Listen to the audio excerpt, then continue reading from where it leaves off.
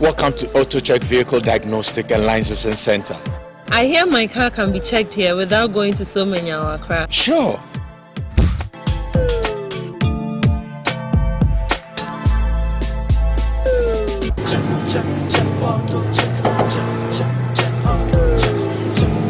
Emission, check. Alignment, check. Brakes, check. Visit AutoChecks at Koforidua Aquadum Road for the roadworthiness of your vehicle, from saloon cars to heavy-duty industrial vehicles. Madam, your car is now ready for the road. Thank you so much. Auto checks. Check. AutoChecks, your safety, our priority. Introducing the Stepping Out Ghana project. The Stepping Out Ghana project seeks to promote night culture in Ghana through the provision of vigorous advertising of nightlife entertainment programs, taking revelers to entertainment joints and back to their neighborhoods in safety. We will take you to experience nightlife in Keta, Ho, Kumasi, Accra, Akropon, Koforidua, Amejofe, Winneba, Tadi, and nightlife all over Ghana. There will be barbecue parties, cocktails at the receptions, and of course there will be lots of fun. And there will be a playback on TV XYZ, Radio XYZ, Power FM, and others. So guys and dolls in Kaswa, Sotwom, Madina, Adabraka, East Legon, Tema, Inshaiso, Nima, Patase, and all areas in Ghana. Tertiary schools, key fit clubs, motor clubs, and social media clubs be on standby. Stepping Out Ghana is here. A year enjoyment in Kwa. Please call 055 965 5388.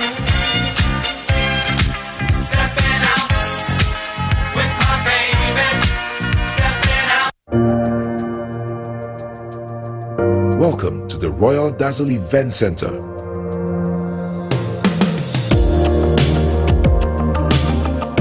With a lush and well-maintained lawn and garden, you are assured of the best serene and comfortable atmosphere to organize all your family and social events. Live the royal moments here with friends and family. The hosting capacity of 600 to 800 people makes Royal Dazzle the most versatile of places to host weddings, parties, funerals, conferences, concerts, and many more. Create your memories with us. Call us for inquiries on 055-814-8585 or 024-620-2144, or pass by and speak to any of our friendly staff. Locate us at Maijon, close to Zoom Lion headquarters. Royal Dazzle Event Center, creating memories.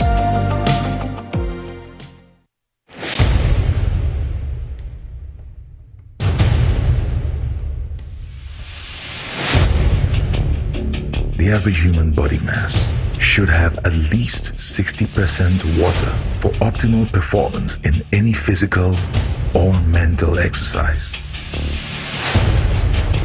We can help you maintain it naturally.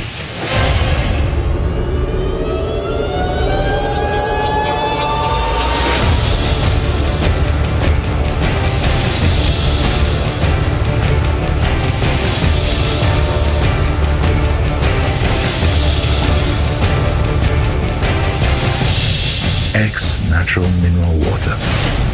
Simply natural.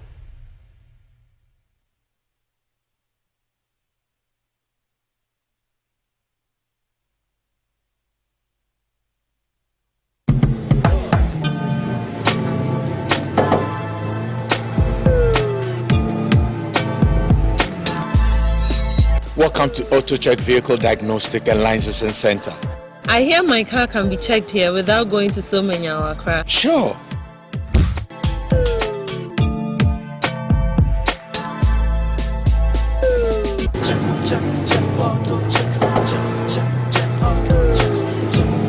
Emission, check. Alignment, check.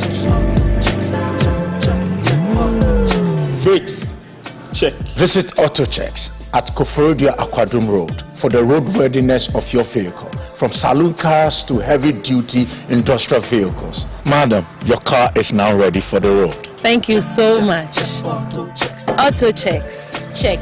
Auto checks. Your safety, our priority. Check, auto checks.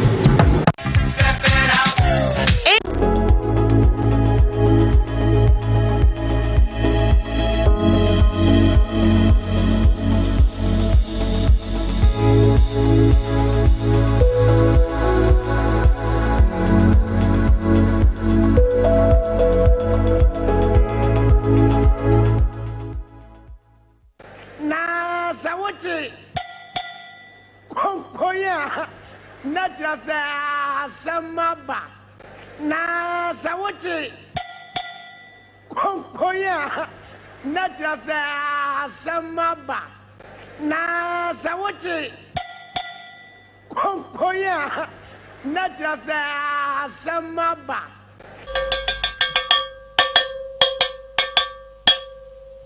ame fanto wonim yenya no tew yenya no tew ye body tew yenko bebre ye body tew simple hwe IMF na ye kono Power FM. se wonam now de waso to forma na wotie abamu mpanimfo se de omusi cheche nsemu a eno ma abufuo eba and I mean one say they are not taking the apologetic posturing.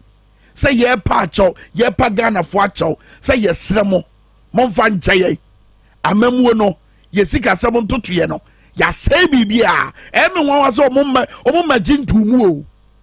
Womu a shy catcher a gun for say, I am a free, yes, hot da, and eh, woman a econo.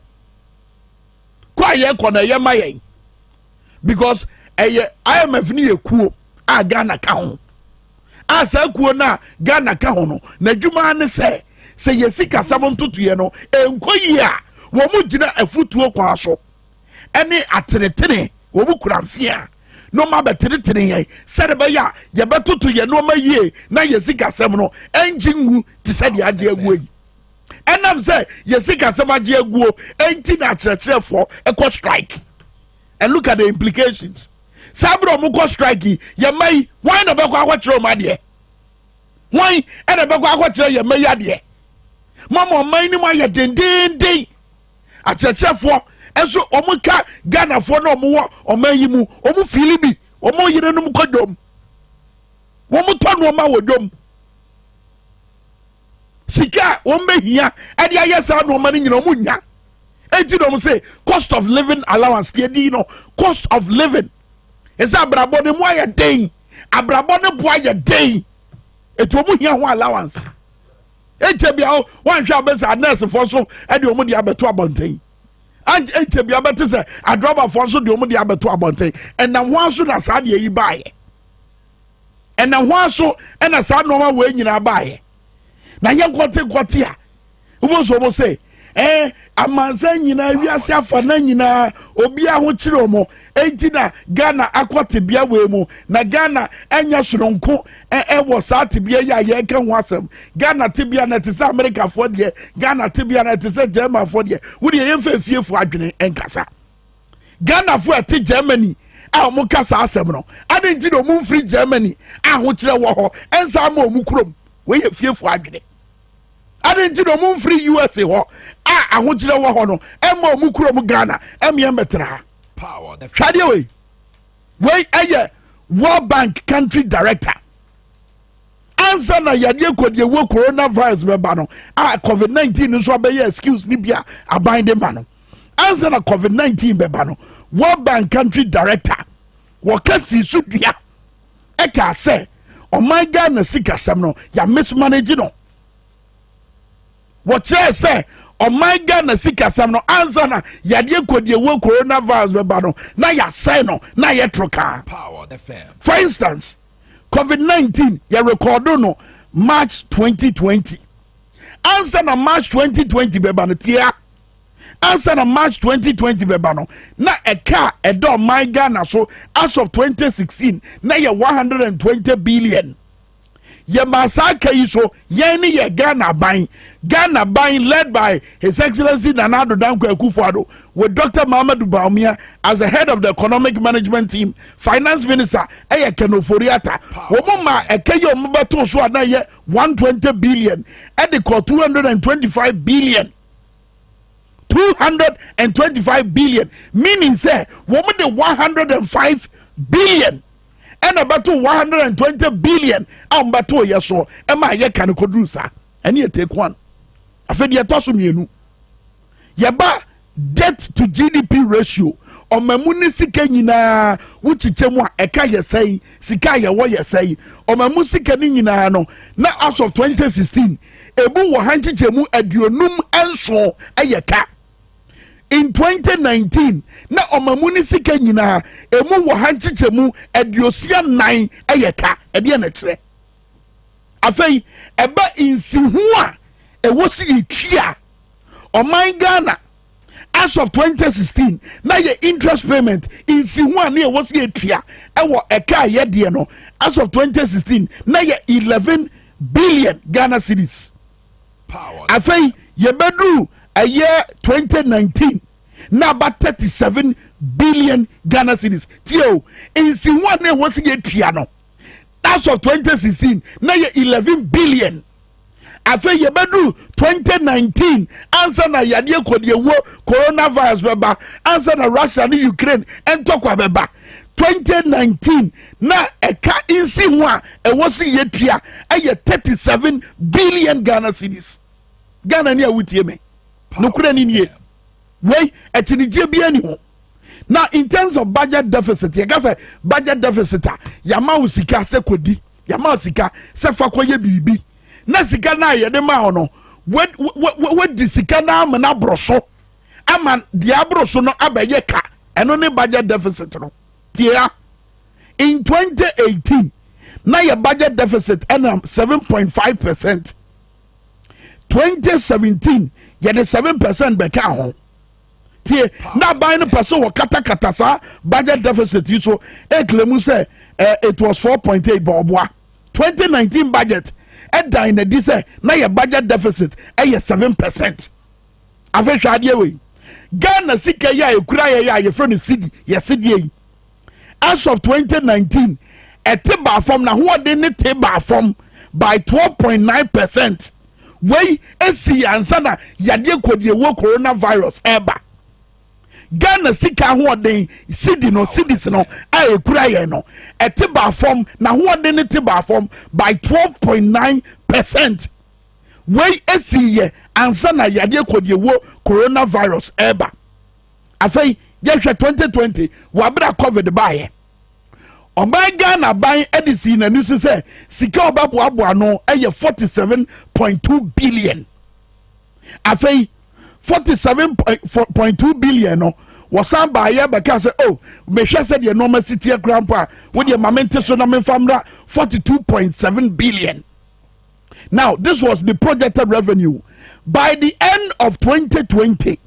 Womu bebu akonta betire ye no womu say Ghana buying sika wo boaboa no wo to agiem ne ho nkro no ba no ebe ye 45.3 billion we ye time na yade aba we eye bra na yade no aba wo benya sika wo de si nani so no as of 2020 na ye 47.2 billion and obesakra mu and ode ba eye 42.7 billion afei won kwachichi sika no mu aboa no a wo benya 45.3 billion. Sabekaya Ghana Revenue Authority abeka kire say sika omudi si omani so mbenya no wo menya amana broso that's my okay wo menya amana broso enti Ghana ne awutiem ye eye den na yade kodie wo coronavirus ebeye excuse eye den na Russia ne Ukraine tokwa ebeye excuse aban we kire say enam sa noma we nti ena yesika sama say ya ena ye kwa IMF wenye tro ne na da ye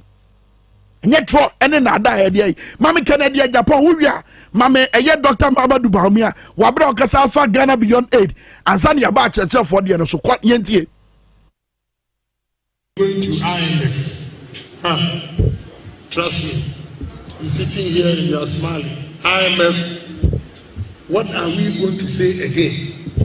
somebody tested me, don't say anything about IMF. Me, I shouldn't say anything about IMF.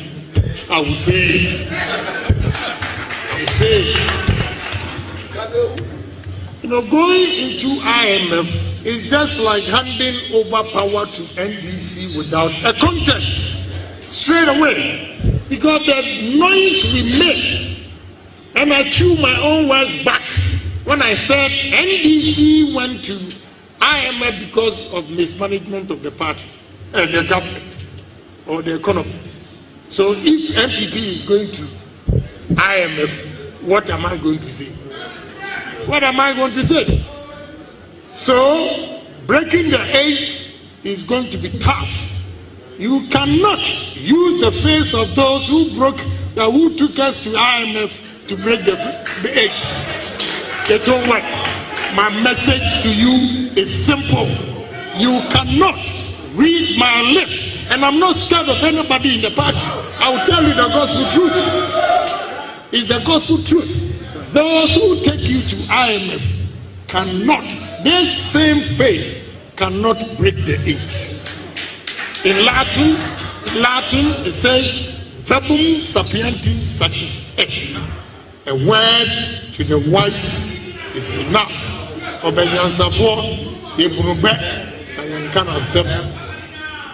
very, very sad today when I saw the publication that we are going to IMF. You know, that is what Mahama was praying for. He's gotten his wish. It will not be easy. It will take hard work. So we should brace ourselves that there's a task ahead of us. Therefore, it's only unity that will let us sail through this breaking the eight.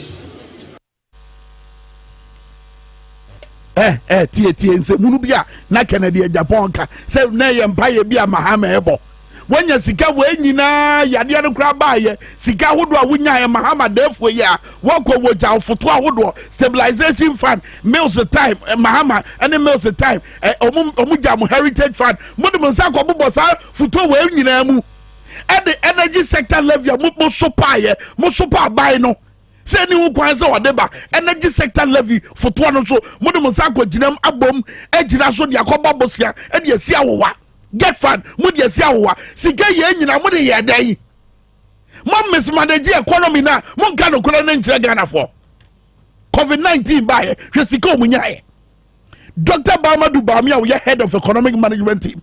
His Excellency Nana Addo Dankwa Akufo-Addo munya close to 30 billion cedis, equivalent to $5 billion US. Some monfa ensuso Ghana for asene wabra yade kodie wo coronavirus haye sense Ghana de yade ye ko 2020 abato no muhu mu mpota mu ho mo manta mu ho eno ma no mo de chiche nanu ya sadiregu member parliamentary candidate na se mo be kan no se munyina moteye enti adanse die be bio na Ghana ni a wo hwa mitie me wo hia bio e de kire se wo ma o mu manage economy no ma sai no na say o ma sai no no eno na nam so nti a ye ko IMF aka ye ko no ntem anka be boaye to say the economy is be bra aka kire no.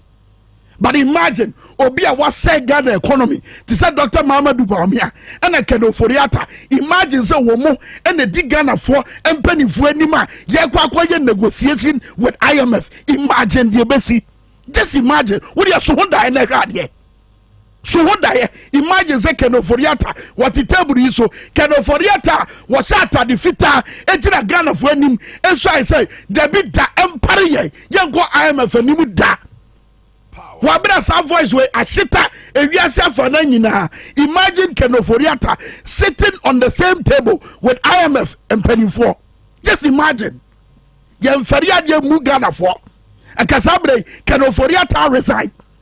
Benam say yem feria de mu Ghana for nti ene ye twa fire so.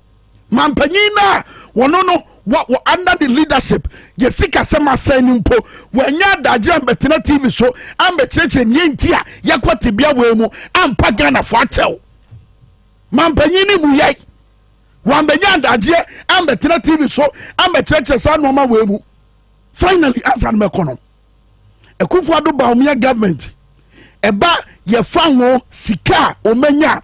They have 3 oil fields. And 3 oil fields no eye ebura ye tu fango free no. Eye miensa oma benya miensa ka ho. Sa miensa ye oma benya ka ho yi. Dani de nyina ye tu fango free mu a. Sika ye nya free mu no mama nkyerɛw. Ye timi to over 70,000 barrels a day. 70,000 barrels mi kyerɛ mu ba akankasa mu a ankura maako eye apem adio so 70,000 barrels a day. This was as of 2016. Now you 270,000 barrels a day. Now in 2020, you 170,000 barrels a day. Now just imagine sika yenye free sa normal way nyina mu. Sa sika we nyina including bosi ayabo ene ka ye dia beto Ghana for so nyina no. E dia pan ye dia ye. It is a ne obiti abafo tinta video so na ya Ghana ni baburu na ya be say wo da chi say na wo gusu ti abafo tinta video so ena de abamu mpedifo ka no eno na wo say repeat say eye amama hodo sika sama say etira Ghana kwa emfa na wo kura wo su nipa kura do I don't get it. Wo da chi ye say no na wo to defend politicians way what wo defend amanyofo way wo da chi dia say no ye wien so ayesa de yani e be kire wo sika kokko ene efoma gudi a nyame de akye yani nyina wo mo sa de o mani e be kire so no matera so agi wo sika no wa say wo dache what was say defend wo mo word to the wise is not in the northern part of Ghana but it's clearly enough pa.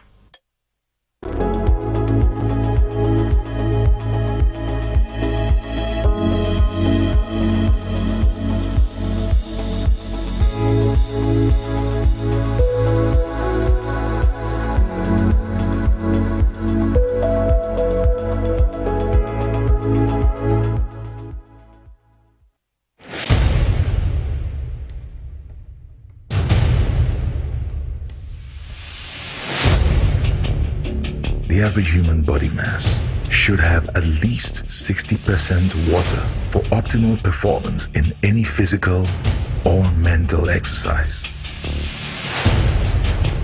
We can help you maintain it naturally.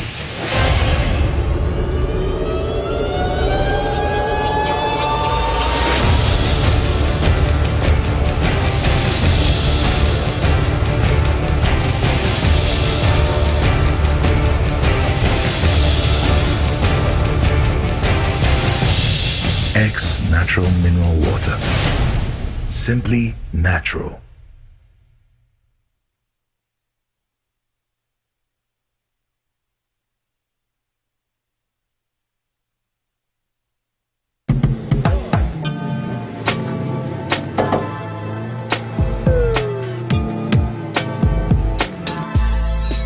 Welcome to Auto Check Vehicle Diagnostic and Licensing Center. I hear my car can be checked here without going to so many Accra. Sure.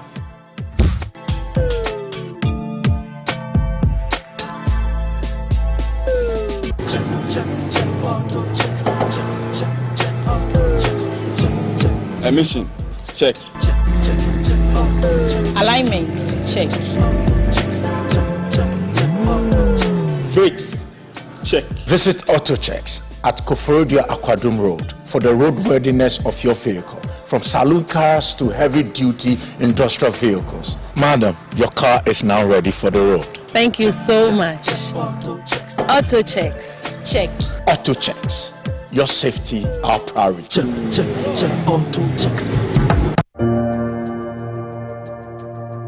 Welcome to the Royal Dazzle Event Center.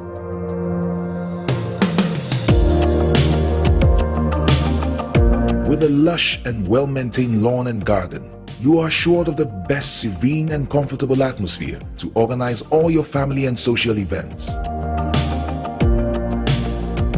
Live the royal moments here with friends and family.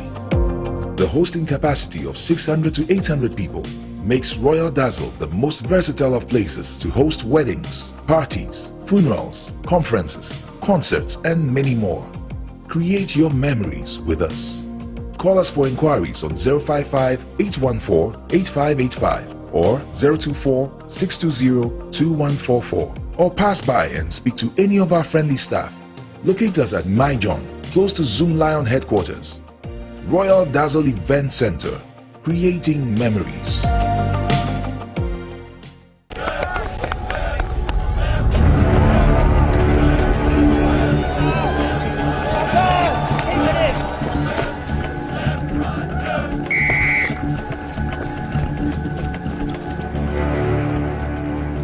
We are one man short. Should we invite him?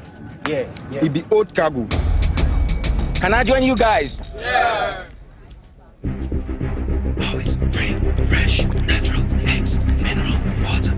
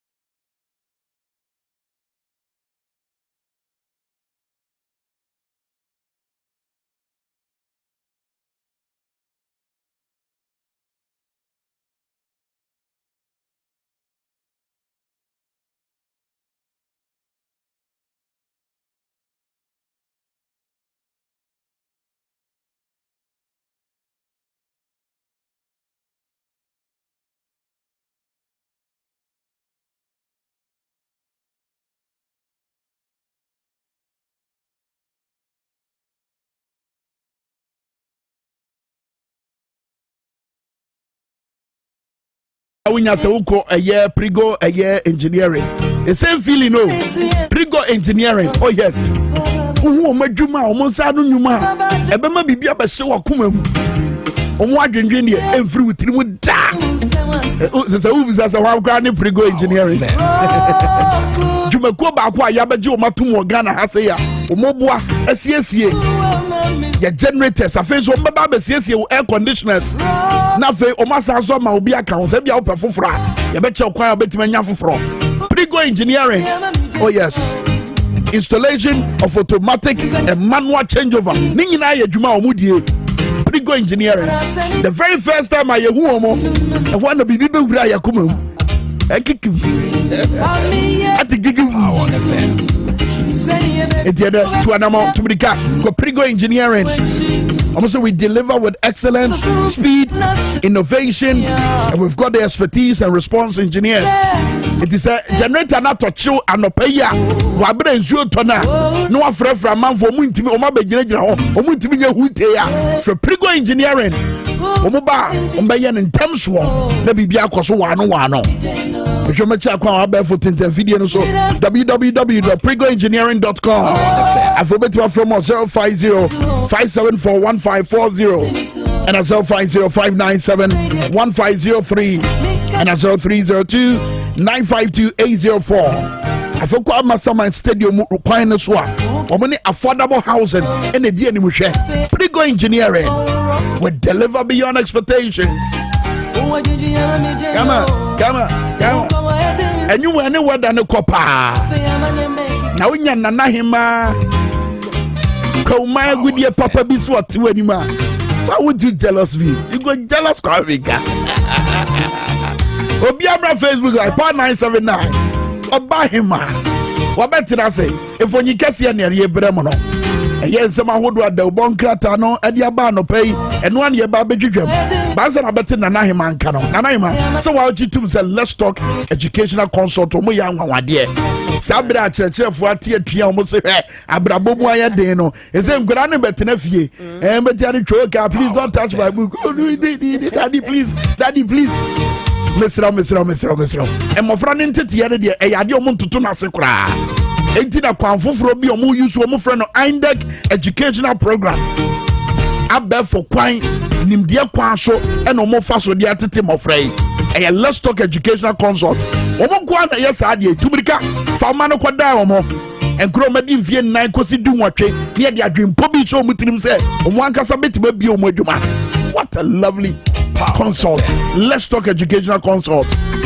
Edwadani ukweda bia mo eye Dwabo Ase dwumade yi so Madam Time Bomb Madam Ditesia obecheche no ma omo wo ene ntete omo de ma mofra no mumu dodo na atie bi it is de wutie na daw kon atumrika let's talk educational consult omo Teshi Ningwe State Mango Street omo Ben Leje Kuku Municipal Assembly but my from 0249 069821 0249 069821. Let's talk educational consult. Power FM. What's a building the future through children? Afe nanahema. Come on, a good year papa. One night here, ladies them boss. Road safety ambassador 1. Akwa machiso. Machi biewo be ma IMF o say ya ba umia. Mema IMF ya ba unana. I like that. Mema IMF ya ba unana. Power the face. We are grad on the Keno for the other peso. Bible Keno for the other. Ya ba unaken. Ya ba unaken. I like that. It makes sense. Yabauna Ken. What a wow. And right now I go inside politics. So I say so Canada Japan. Not the need to Alan Kodocha Martin. I work a fini kankanya. I become my Ghana na. Or Susukra say Canada Japan or chance scratching Alan Martin. Some video that trend this Sabria Yekase. I want my XYZ online power 979 and I feel so radio XYZ the TV XYZ. We went to a video no. Mago. Kwame, yes, ma'am. What's that? Yeah. On the cross that come at was it breaking the 8 will be difficult. It is a breaking my dream. On Sanchez. Besides, fun is politics more. Or a comedian. Why do I? Now, no, say Kofu, are you a comedian? Woman, I cheap. Very, very. I mean, to the sense, you know what dreams when you tribunal, what dreams are can Krebiama. By end up giving themselves up. Say, what were you, Moankasawama? So I say, and in the knee, and in the no, maybe a why ya cranium. What to be Triafagana Mrasso to be the judge of what them. To meet in a TV show, and then say, Jenya, or then who hinter, and then say, Juma, and for you the chair. Muchina monometriaka. So, Baba, it is about when you're the president. It will sign this request crack. Challenges almost line up in the info from Canada, Japan through to a free Yakoto, Alan Kodocha Martin, Dr. Mamadou Baumia. Just a line up in you. Just a thing in some batawu. Watch your Giacomo. Oh, Dada Mampany didn't suck. Can you imagine? What president? Share. One say MPP. Omo ba bemu na omo be ko bia. Edru braye pet franka tufu aya na omo line ya. Dabo nene ma. Johnson as here General 1 baby a wo bia ya chiao. Wonu General 2 is what chiao. Wonu General 2. Ono so show. Oh, some ding guy be pa the way they worry. Enya doctor. David on the grassroots guy. Oh, okay. Telephone war. I see. Fantastic guy. Also Philip pa. Oh, and I miss you. But you so now up 2-3 minutes here and then now. Anyway, you go great. Kwame no pay me chia akogan. Ako ye too much. Mo nyina wo na wo ba be hwehwe me wo so na wo bisa mase. Wo ye ne market. Akogan die. akugande nyamisha wate we too ye can nipa na ye betima ka say nipa ye nipa akogan yes akogan we nipa pa na maka so omu nyina akogan ba na him me sit at Samide mfi Samide oka so why busy kaka say arise Ghana enti bia ye pardonable na afin so Kwame agbomuje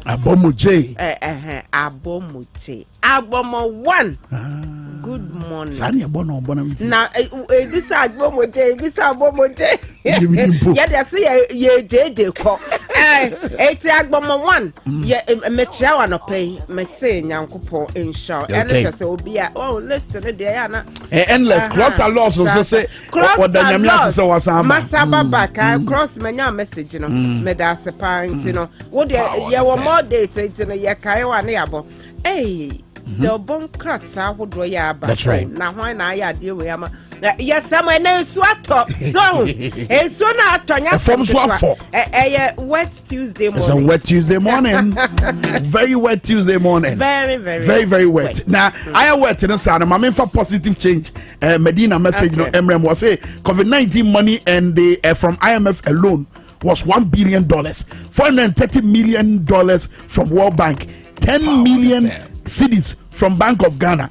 Now do the calculation and see how much money I buy with Enya. It won't from free as COVID-19 and Russia and Ukraine talk and announce when IMF. Omunya is Oma mismanage the economy no. Way a positive change. The message or the other. Omo so shameless. What do I say? Money what the banker would about for ye the mumu boss or mamo. Say my penny Ebedi Dr. Mahmoud Bonia send what fairly now what kosher technology na there na digitalization na then and ye leapfrog it will be BM 80 ye do bonka tan so aban say I answer your corner be for kwan so at 80 no me de bro me cry by a true said Dr. Gideon Bwako our kasama Dr. Mahmoud Baumia was say digitalization of the economy is assigned to Dr. Baumia. Whilst major economic decisions are assigned to President, Finance Minister, and Senior Minister, it's therefore unfortunate to blame Dr. Baumia for going to IMF. And Dr. Gideon Bako when I can't ask him we. Ain't na share IMF no nka honana. Charlie. But that's serious, oh. Head of economic management team. And a way over president. Wakasa party wa by no chroma po. One must say, whoa, dear, home economics now. Ain't one po, one will need to be a woman. And when you are coming, I'm dear do baby, a moon baby fat. The Chronicle double cut. The power, the fam. The true independent. And Nabodini Yom. Now, I'll say, Kwame Japan. Or no so.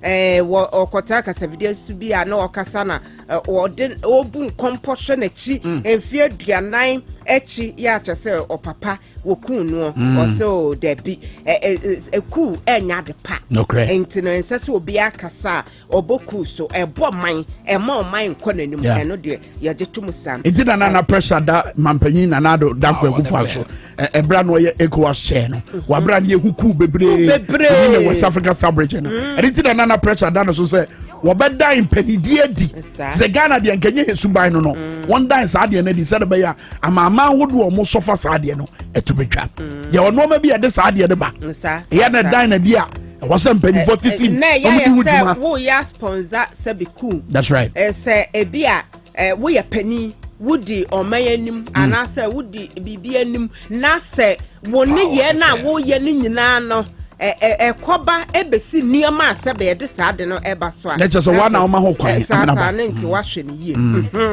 na enti waka sa na do bokata de ba besi se nipa bi a yesusu se omo ye se omo tu aban agu no wo ma asem no ye behu ne gina bia e wo July bosom na se aduonum na se July 25 no ho asem ye behu ba bia yesusu ade bode ho be fa se no the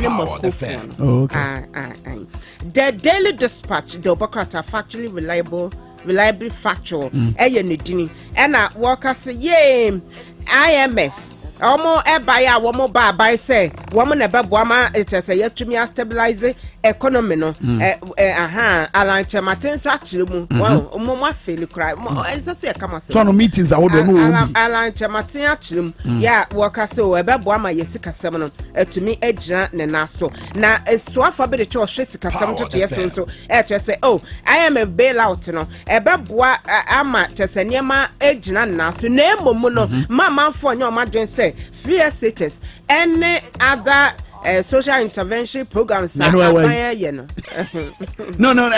san no man now obudi o mani edi akire na twam ye be protect na no akosi say na sitie let's interrogate akosi say na chese mo de mo no bibia anya few bi modemo sa na na basase ade wode ne sa to bibi mu a na chese wase no wode ne sa to bibia mu a na wase no asemo nti mo free SHS mo ntimi anye okechukwu me wo de oye na afe isenso chesem aban still ohia levy say ebeye ebeboa ama IMF no bamu kra na yetumi ama ye economy no ejana na so the new well levy asamo de ya na Kwame wo kan ya na a transfer mu nti mesika na bosome adwumefo ya katua na yesen na aban atene de afirim etuo no na edam account mu na me say me yibi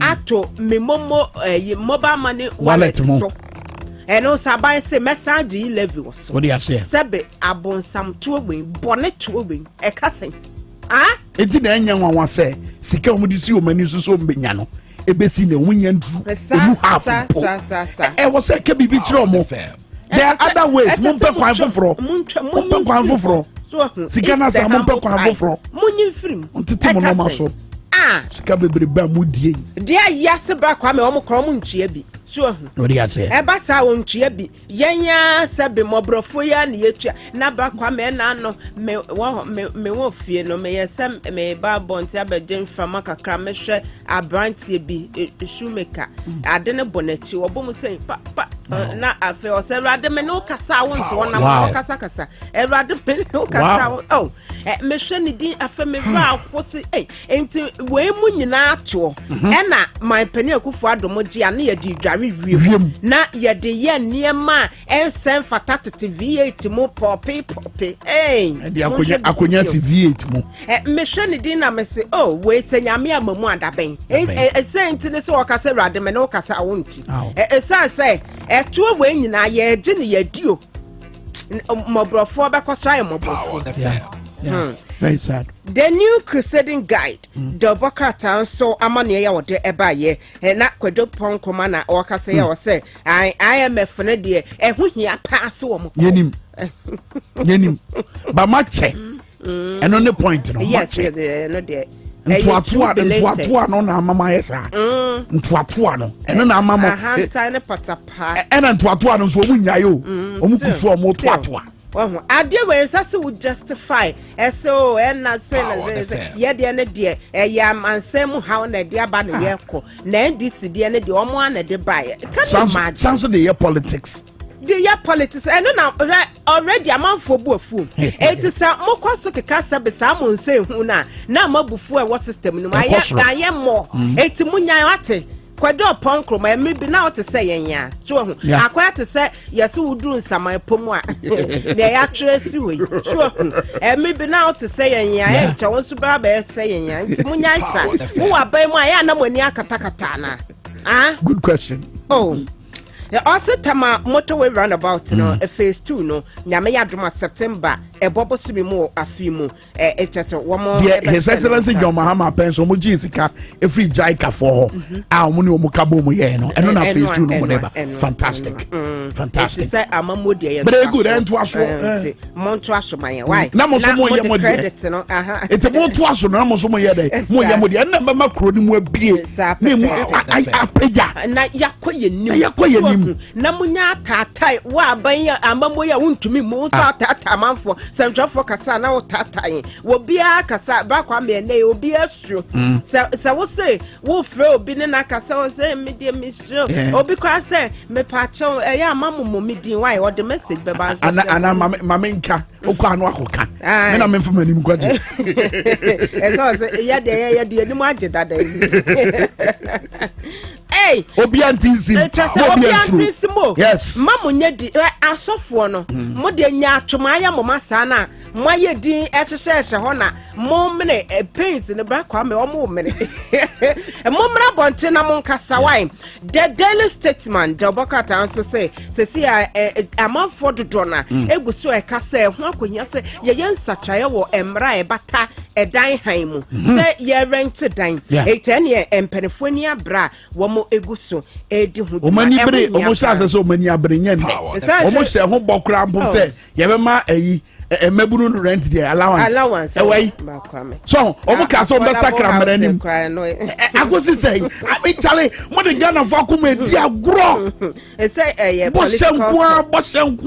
political talk yeah 8 years am we favorite for dan na we see be 10 years ago no now ka tell me say niam boa ye di ntimetum why renovation we dey trawo dan was sound dan no munya sound wo ban so be ko baby ya ho na dan ye mfam entisa daka ye mfam tukwan eto so be ko dan favorite ye ne say be ye de munya sa enya na say favorite bi tie wo say wo enche bi oba favorite oba beti ase ezande ye kana say dan de obi adu baby a won firi wa o han dan eti no won so no wo be ko baby no so akọ han dan an na chese du wa kama onya bet na the worker ye mun so na worker so operation clean your frontage task force no ya bom kokko say to da bra kwa me we na anopa no make sa abaye ni ya da ne ani na yes and show uniform esa eti wo be hu yes eh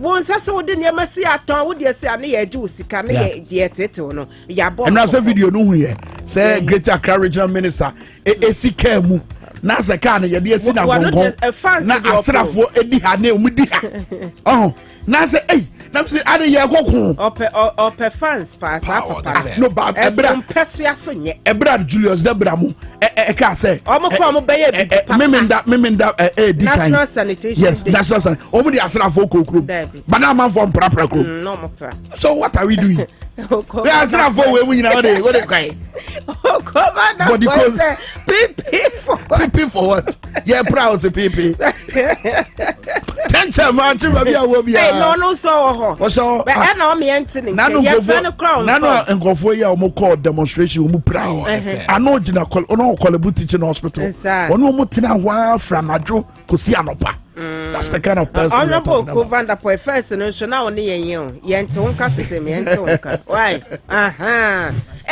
afedi aye ye wo hu ye kwadeta o now the finder the Bokata also the other by was say IMF ho enkomodie ne ntiase se yensi nkonya na yenye nhyehyɛ ntum nyame ya dom ɔkyan ne bɛhyɛ ase amane bɔkyɛ sɛ ɔmo bɛba bedu ne ntefi ɔkyerɛ kon na kyɛ sɛ wɔmo ɛhyɛ ase na kyerɛkyerɛfoɔ nkabom ko ahodo a wɔmo se cost of living allowance kola wɔmo ɛte ho atua ya nti wɔma te atua wɔmo pɛ 20% ntum no ɛno so the meaning say enen kwara no go suku a teacher rate to adonko ene ye holiday teacher rate to adonko ene ye holiday obako cheche ni ni bo adion eba Kwame sese anso ahyentuade na ene bo ayadin that's right na wo ba na wo be ma na tena fie no wo se me ma na ko school okwa ahwe nsu ave mame fa we mpeso na nsu otoyi na ayiri sabra ye ka say tobo ai chale sabra ye ka say wo okpongro ezo na to amehwa ayiri yenko ahoma no so na ye ne blankson enkasa wo gina ho wo se nsu na yira ma ayadin kra say enipa ene cars ebetime move ya wurawura nkofo dan mu yenko ahoma no so na ye ne nkomo blankson ye mo ache mama mi apa Minkah de wodi wadi no opongro area ma wo East Legon nso na yiyi fa that person nyina yema eko Islamic cemetery wo nyina be nyina isi akati nyina aba peso Lagos Avenue omuru atete kwati run about Tisi aka bi anko ka bi ama nti etre police for be adom no ma be bo ama cars ni nyina atumi afimako. Okay, about the level of distraction, I mean, said the normal say ya, trawon for you, na me who said you sit here. Kwame say who fi Lagos Avenue, over the Tetekwashi insider. Minkah say, we AP or golf house na. Cars ni nyina block because panel ko and a car from Manchester, some mobile kakrama. Some of the two CD swap. Police form one a car in Kinko because Echo Pongo in traffic ding. But what do I need the idea that you never man who quine ama a one yana tell you side, a dear man who quine man. I want to tell you, Mr. Kwame, I got a on the Yimuka last 2 months. I will see anymore, but that balance from a Pongo traffic light in a slope pena, car sitting in one side, then shooting shot from one side. It's anything I'm on the front of pay. Okay, very well. It is a say, Nia train any bambo force about on Baba Bois. Na a man for Mackenzie, yet may you, my friend.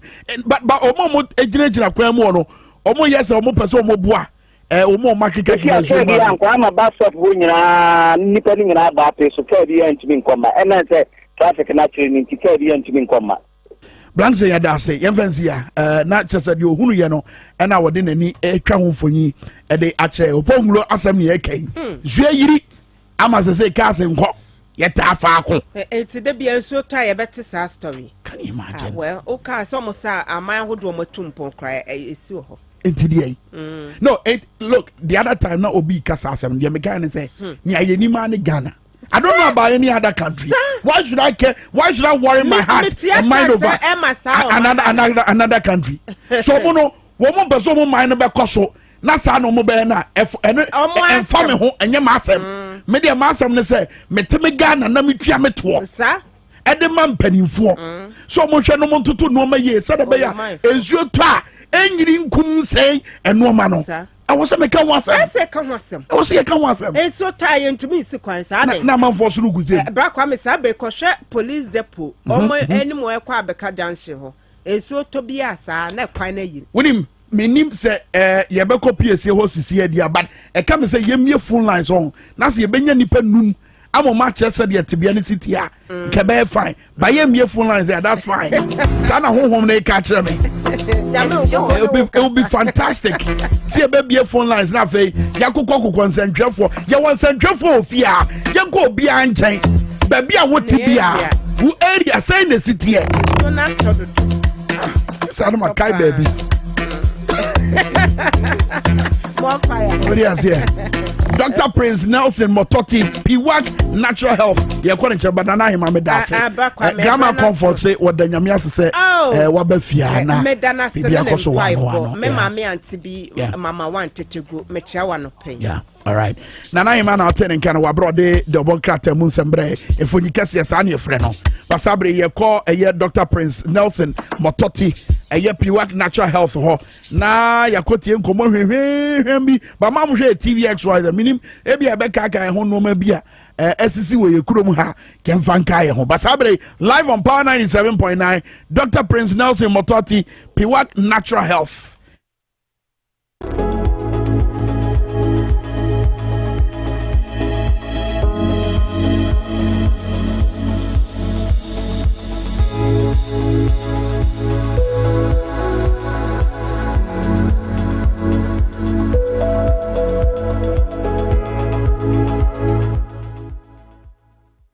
About TV SOS so and a brother and of pain. If we and a brother Nami Aduma if you ada, and my job for a quasitana, Dumedia Ombedi, Ewan our tribune and a nanope, Mede Barbasum, Bosonfo or therefore considered in a nanope, minimum share.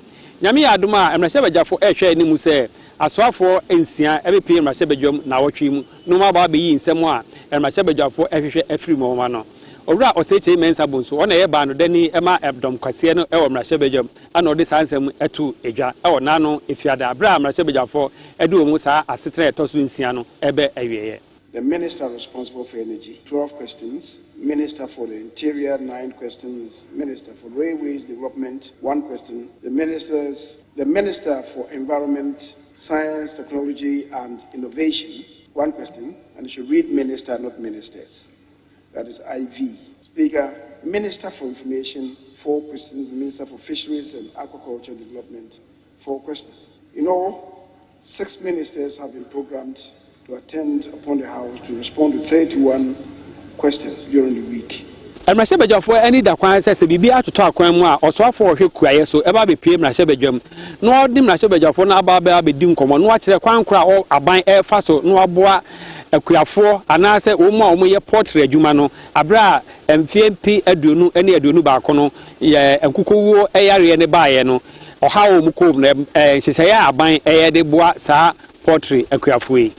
Speaker, as indicated in this week's business statement, leadership is still in discussions with the Minister for Food and Agriculture, Dr. Usu Afriya-Koto, to brief the House on the compensation package by government to poultry farmers who were impacted by the outbreak of the highly pathogenic avian influenza in 2021. Appropriate date for the briefing will be communicated to honorable members during the course of the ensuing week, but shall most probably be Tuesday, July 5th, 2022. Oro seche men sabun so etwa ne kasa so no o che se nyame ya aduma osofo hwe afisem so eba be pie Emrase Bejam na wotwe mu no aba be kire ekwan kra amanfo a omani da kwan so ombenya Ghana card anase ECOWAS card ne bi no ahokira omukom ene kwan a omufa so anya no atete a omukom no omama me kire Emrase Bejafo de oya afa ho. Minister responsible for National Education Authority shall attend upon the House to brief honorable members on the challenges the authority is facing regarding the printing and issuance of the ECOWAS identity cards, also known as Ghana cards, to citizens. The scheduled date for the briefing is Wednesday, July 6, 2022. Oro seche men sabun so etwa ne kasa so kire mu se owura kandapa a ona ye National Security Minister nyame ya aduma Emrase Bejafo ehwe ni mu so onso ba be pie mu na wotwe mu na one amanfo Emrase Bejafo no aba be di nkomo no ya hwe kwankora Ghana yesiesie ho efa abonefo a omuto hye eman so a apofri mu a ebiasi West Africa aman bebre so no oba be cheche Ghana for said ye boaboa ye ho afa se sansem ni bi esi Ghana ha no mo a. Leadership is framing up discussions with the minister responsible for national security to brief Parliament at a close sitting on matters pertaining to the security of the state, particularly having regard to the recent spate of terrorist attacks within the ECOWAS sub-region. The date for the briefing, barring any unforeseen developments, shall be Thursday, the 7th of July 2022.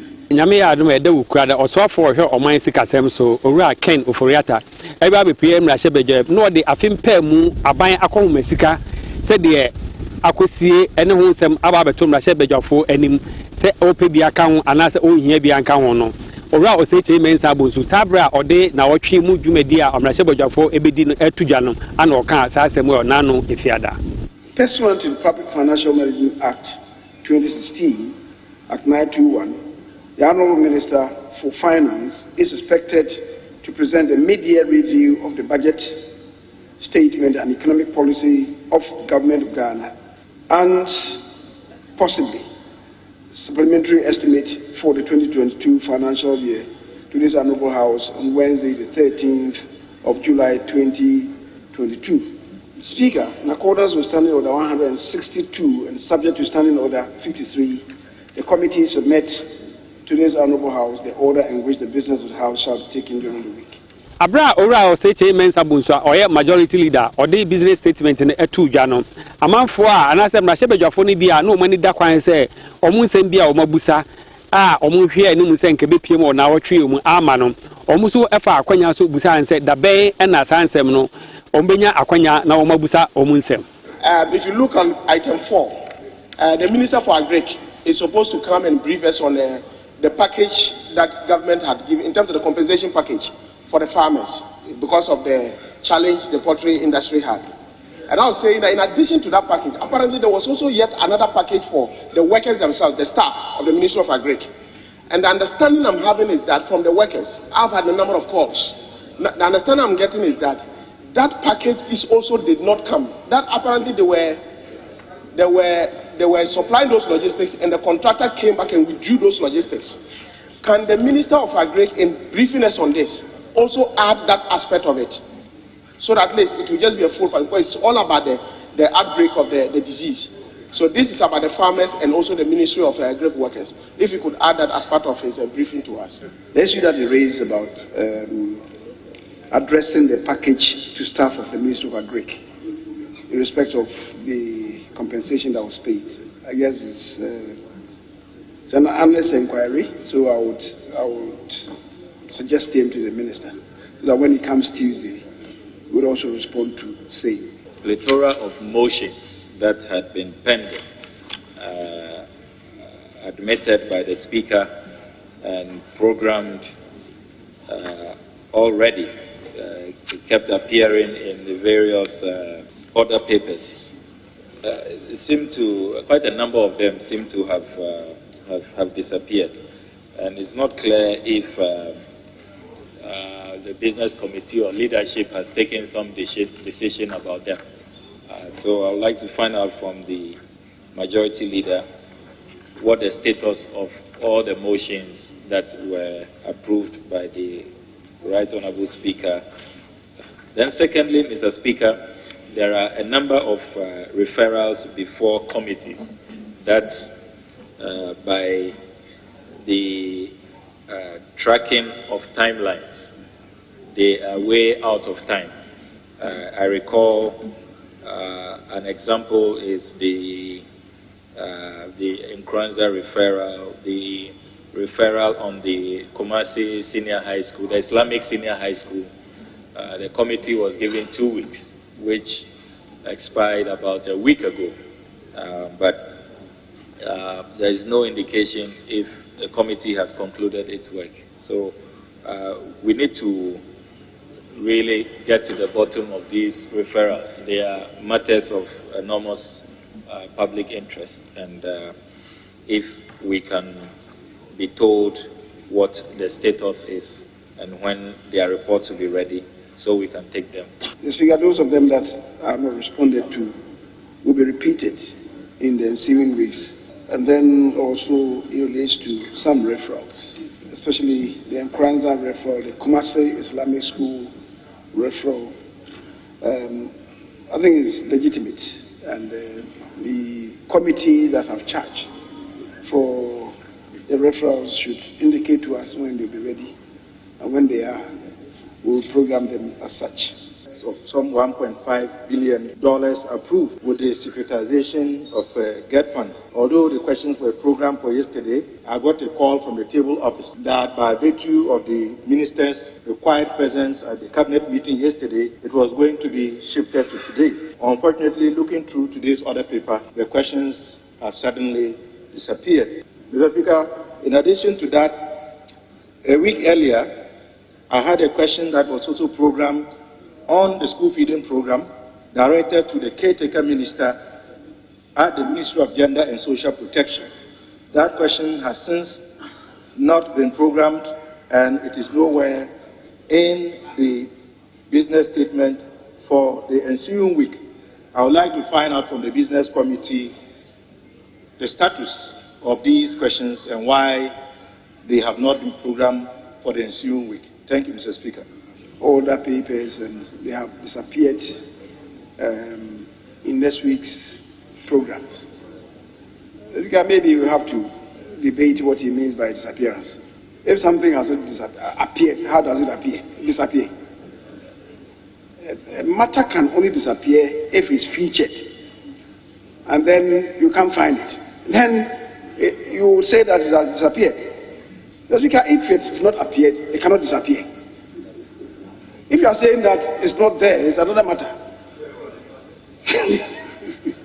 So the terminology is what I disagree with. It's not appeared. So tell me that it's not appeared in next week's program. If you have said that it disappeared, well, I would want to engage you in that discourse.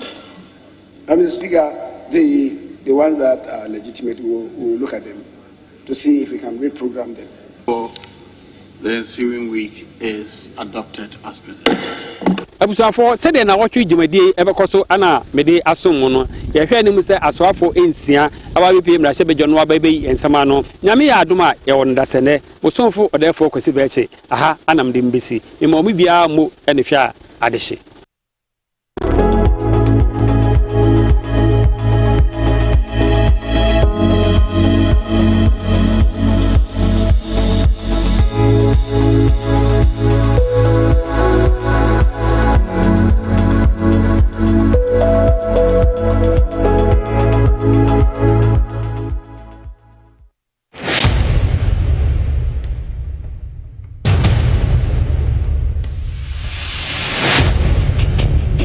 The average human body mass should have at least 60% water for optimal performance in any physical or mental exercise.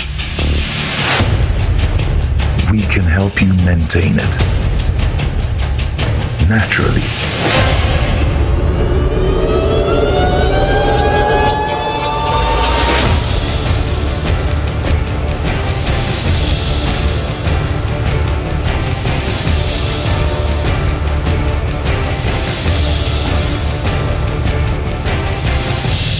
X Natural Mineral Water.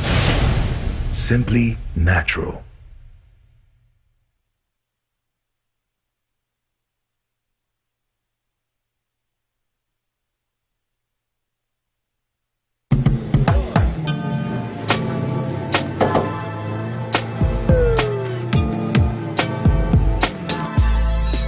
Welcome to AutoCheck Vehicle Diagnostic and Licensing Center.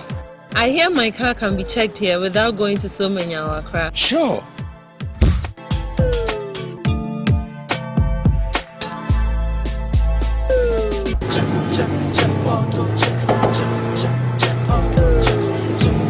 Emission, check. Alignment, check. Brakes, check. Visit AutoChecks at Koforodia Aquadum Road for the roadworthiness of your vehicle, from saloon cars to heavy-duty industrial vehicles. Madam, your car is now ready for the road. Thank you so much. Auto checks. Check. AutoChecks. Your safety, our priority. Check, auto checks.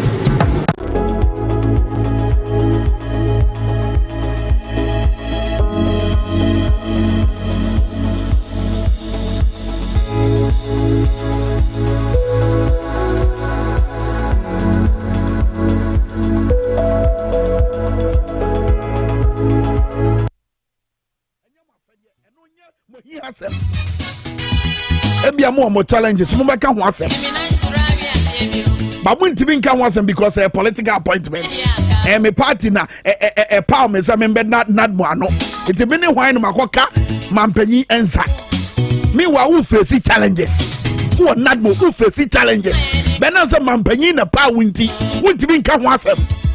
That is a problem with African politics. Bahola Savior Herbal Clinic. Omo ya nwanwade moja na efia bem no bra yenyi fini frim wonaya hono wonase atatai wonsema atatai say ye stroke say diabetes say ye kuro bi na atu anase kidney ho problems sisi yade fabra Hola Savior Herbal Clinic na yensa yade say ye asthma tire anase fichikomu how we call ye Hola Savior Herbal Clinic ye betene te omo ashaiman omo ne Access Bank no ene die animu hwe Ubetima from Hola Savior Herbal Clinic was 05766 56658 and a 0200-623-038 and a 0267-668-653. Ubetima from Hola was 0240-409-991. Hola Savior Herbal Clinic. Nyamen Kwan Betima Sayade. Ostek real estate in Sassen to Americana Quajodie and Sassirukra 6,000 cities. Ubenya Biato and Sassini Bigu, a year Shy Hills, a Fiena, a Suchari Junction, a Ben San City Estate, Doyumu Dodowa Asebi, Dowenya, another Dowenya, Chopoli Ubenya and Sassini Biwo. At the other womb grand said, what to assassinate in your betra blocks, Maku 200, yet the amount nothing yet 10 bags of cement, I pay also. Okay, yeah, we did the Aquania, but Danny Dany, but with the Aquajin Sass, maybe. You should match up Ostek real estate or Dodoa, only 5 service on the DNA from 0244-684-069 and a 0266-101-406 and a 0240-93-3748. Honorable Clifford J. Waba. It's not so. Baby, I'll say, I am watching. CD Aba Center, Mama CD Nono, CD capsules ne ointment, CD capsules ne boama wade awura widie nim, na beye bamba wo widie nim ebesi yade bia ho kwan, ema yade bia mbunkan fa so. And a CD ointment no so, yɛde yi ɔyaw na firi hɔ sɛ wo sisi na ɛyɛ ɔya sɛ wakyi na ɛyɛ ɔya sɛ wadwonku na ɛyɛ ɔya wapɔ so na ɛyɛ ɔya ɛyɛ CD ointment nansa pɛpɛɛpɛ na ɔyaw no kɔ hwɛ nnuro yi bi tɔ ɛwɔ CD Herbal Center Lashebi Shalom Sport ɔmo bɛn community 19 junction ɛna afei nso kɔ Kaichi drug lane abɛnya bi atɔ Adenta pharmacy Tema yɛ Little George Ashama House of Drugs Medina Randy Pharmacy Kofodia Gapsin Pharmacy and to 4-0209-682-836 and 0505-767-425 Mamento can live up Facebook live pa 979 Ebra so see ebeka ya adwen PS okra ai krado ene ye kono so nko so kra but encha kase na fe so congratulations kase abasebody kase enkoba Albert K Frimpong president elect WBSC Africa yes baseball and softball association abani wo hwe Dwabo Ase match ba bia wo bia nyame nkoso enhira wo mpagyaw basabre minua PSA okra woni enimdifo bi atwetwe nkomo afa yesika samon toto ye yade akodie wo coronavirus a yede be ye asukusu se enam esuo nti ena eye omaiga na sika sam ebe ye basa opanyi America no asemi ono na ye Chief Executive Officer Emma Private Enterprises Federation Nana Osei Bonsu PSA okra ne na atwetwe nkomo na nkomo twetwe ni mu nsem no eni PSA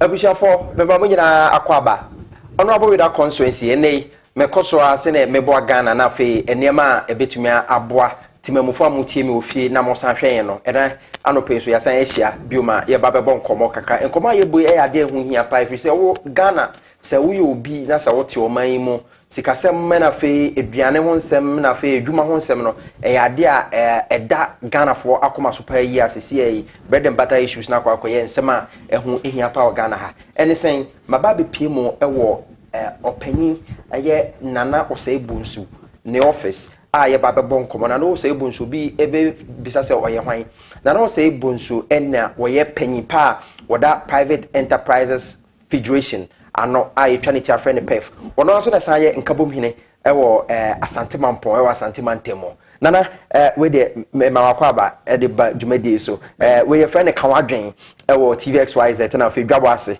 eso na ye kan adwen kwan ya befa so kan adwen na aboa ama o ma ye tun mpon enti na ye na menti nana mesa mawakwaba bio meje so miwura ne o tiefo nyina yo nana ye da senso se o ma ye kwan se ye no emmo enkomo nana ye kan adwen pef obetumi de anante kakra pef ade amaye kakra ewo Ghana ha na fe ye kase nation building mo contribution de ma aban anase Ghana man no sen obetumi work years through kakra bi na fe ye de nkomobo no de ahyeche so the Private Enterprise Federation friend pef no ye friend saying adwuma tumpon bia Ghana ban any associations and 9 Emra a friend is saying Ura Ronis aban so if you are pema hankono edua kono enso enumu na ba se aban pe you can private sector adwumayefo 1987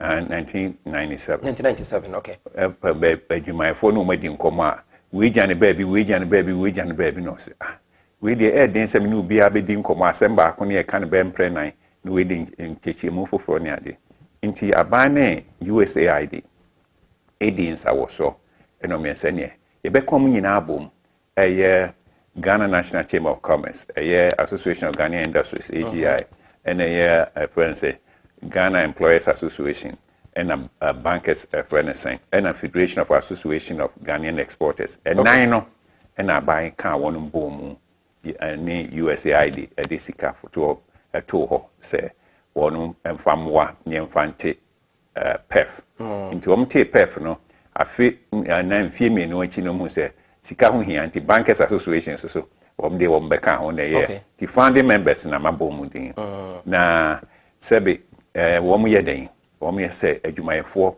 bra wo mu bre kwan wo mu hu kotoko no mde crashim ye na wo so mu ya wo mu adwuma betum pon en mo wa ben aban wo so ye na abamra ben so na ha adwene ma sebe adwumayɛfoɔ ntumi nyɛ wɔn adeɛ a wɔsɔ mo yɛ okay ɛna Ghanafoɔ so ɛyɛ adwuma deɛ hin na aba betumi abɔɔ no mu sɛbe wɔn obi firi amanane no ɔbɛyɛ no ha wɔn fa sika no nyinaa nkorɔ ne yɛsoso yɛn nsɛnsi fɔ mo ɛna ɛfrɛ ne sɛn fotoɔ a wɔsi yɛ totoɔ ɛfrɛ ne sɛn kind of taxes no deɛ na aban yɛ wɔ ho ɛsɛ sɛbe obiara ne hɔ a wɔkɔte adwuma sɛ wɔde kɔtua taxes obiara ne hɔ a wɔkɔte adwuma sɛ sɛbe wɔde kɔpɛ adwuma ama obi wɔte adwuma sɛ wɔkɔpɛ mfasoɔ na mfasoɔ no ba na ɛboro so a na wafa kɔsi ne ama na ɔde wɔn aka ho ne mpɛnsɛmpɛnsɛ mu ne emu ɛyɛ kɛse nti yɛn nso so yɛ adwuma ne sɛ yɛboa nkurɔfoɔ a ɛpɛ sɛ yɛyɛ adwuma ma adwuma no tu mpɔn na deɛ ha wɔn mo ho biara yɛde boa wɔn na wɔn tumi yɛ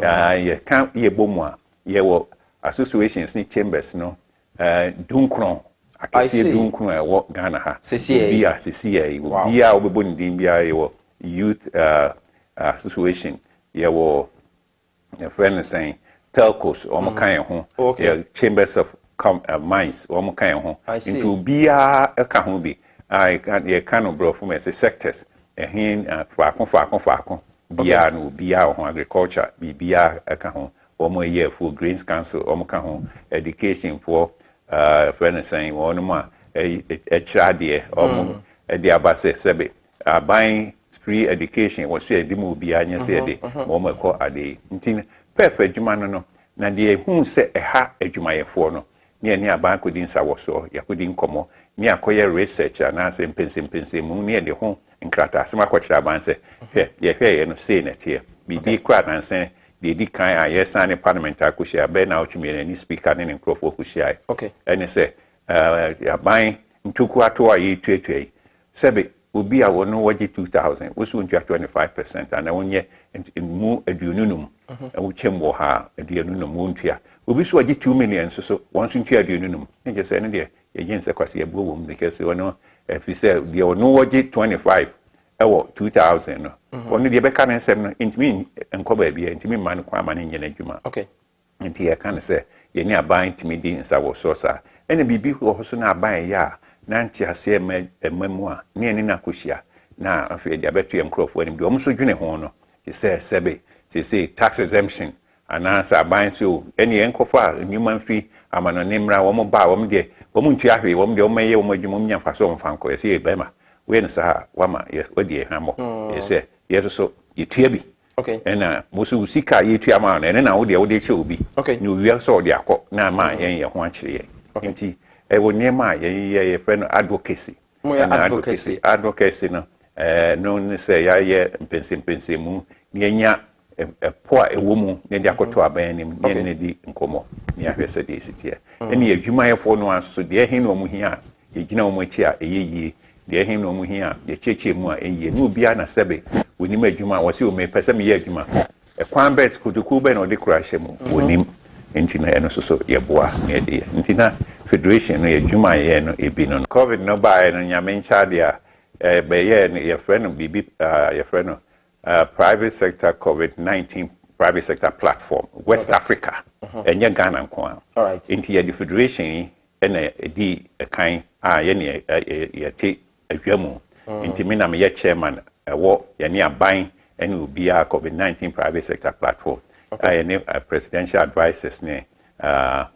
wɔnom owura nsia sare ne nkurɔfoɔ Ghana Health Services ne ade yɛne ɔm di nkɔmmɔ ɛkwan a yɛde bɛboa ɛfisɛ sɛbe covid nam yɛhu sɛ adwuma sɛdeɛ ne ɛsi yɛ no yɛnyina sɔre ne akɔgu faako ne yɛnyina kɔ ne akɔ yɛhu sɛ na ɛnyɛ adwuma yareɛ no ne sɛbe ɛtrɛtrɛ mu ma nkurɔfoɔ ɛpirapira nkurɔfoɔ sɛbe wɔn nya yɛano aduane nti na yɛne aban di nkɔmmɔ no ne kyɛ sɛ ɔwɔ sɛ ebinom tena fie na awɔtwe wei na ebi kɔ na awɔtwe wei nti yɛboaboa yɛn nnwumayɛfoɔ no nyinaa ɛkwan a wɔnom adwene sɛ ɛyɛ ma wɔnom ɛsɛ wei ɛyɛ ma adwuma wei a na ɛno nyɛ ma wei ɛkwan a yɛde bɛtumi ayɛ a sɛbe ɛnyɛ da biara na wɔsi yɛ nyinaa kɔfa akuma ne sɔsɔ ne ɛkɔgyina faako ne yɛwɔ nti ebi ama kwame nkɔ gye sɔsɔ no ɛkyɛn na ɔde akuma no wɔsoso de abɛsɔ so nti ne nyinaa no nkata ho ne yɛfrɛ no sɛn nkɔmmɔdie ɛne yɛde aborɔfo amerikafoɔ adaroma wɔn boa yɛn a wɔn so yɛsisi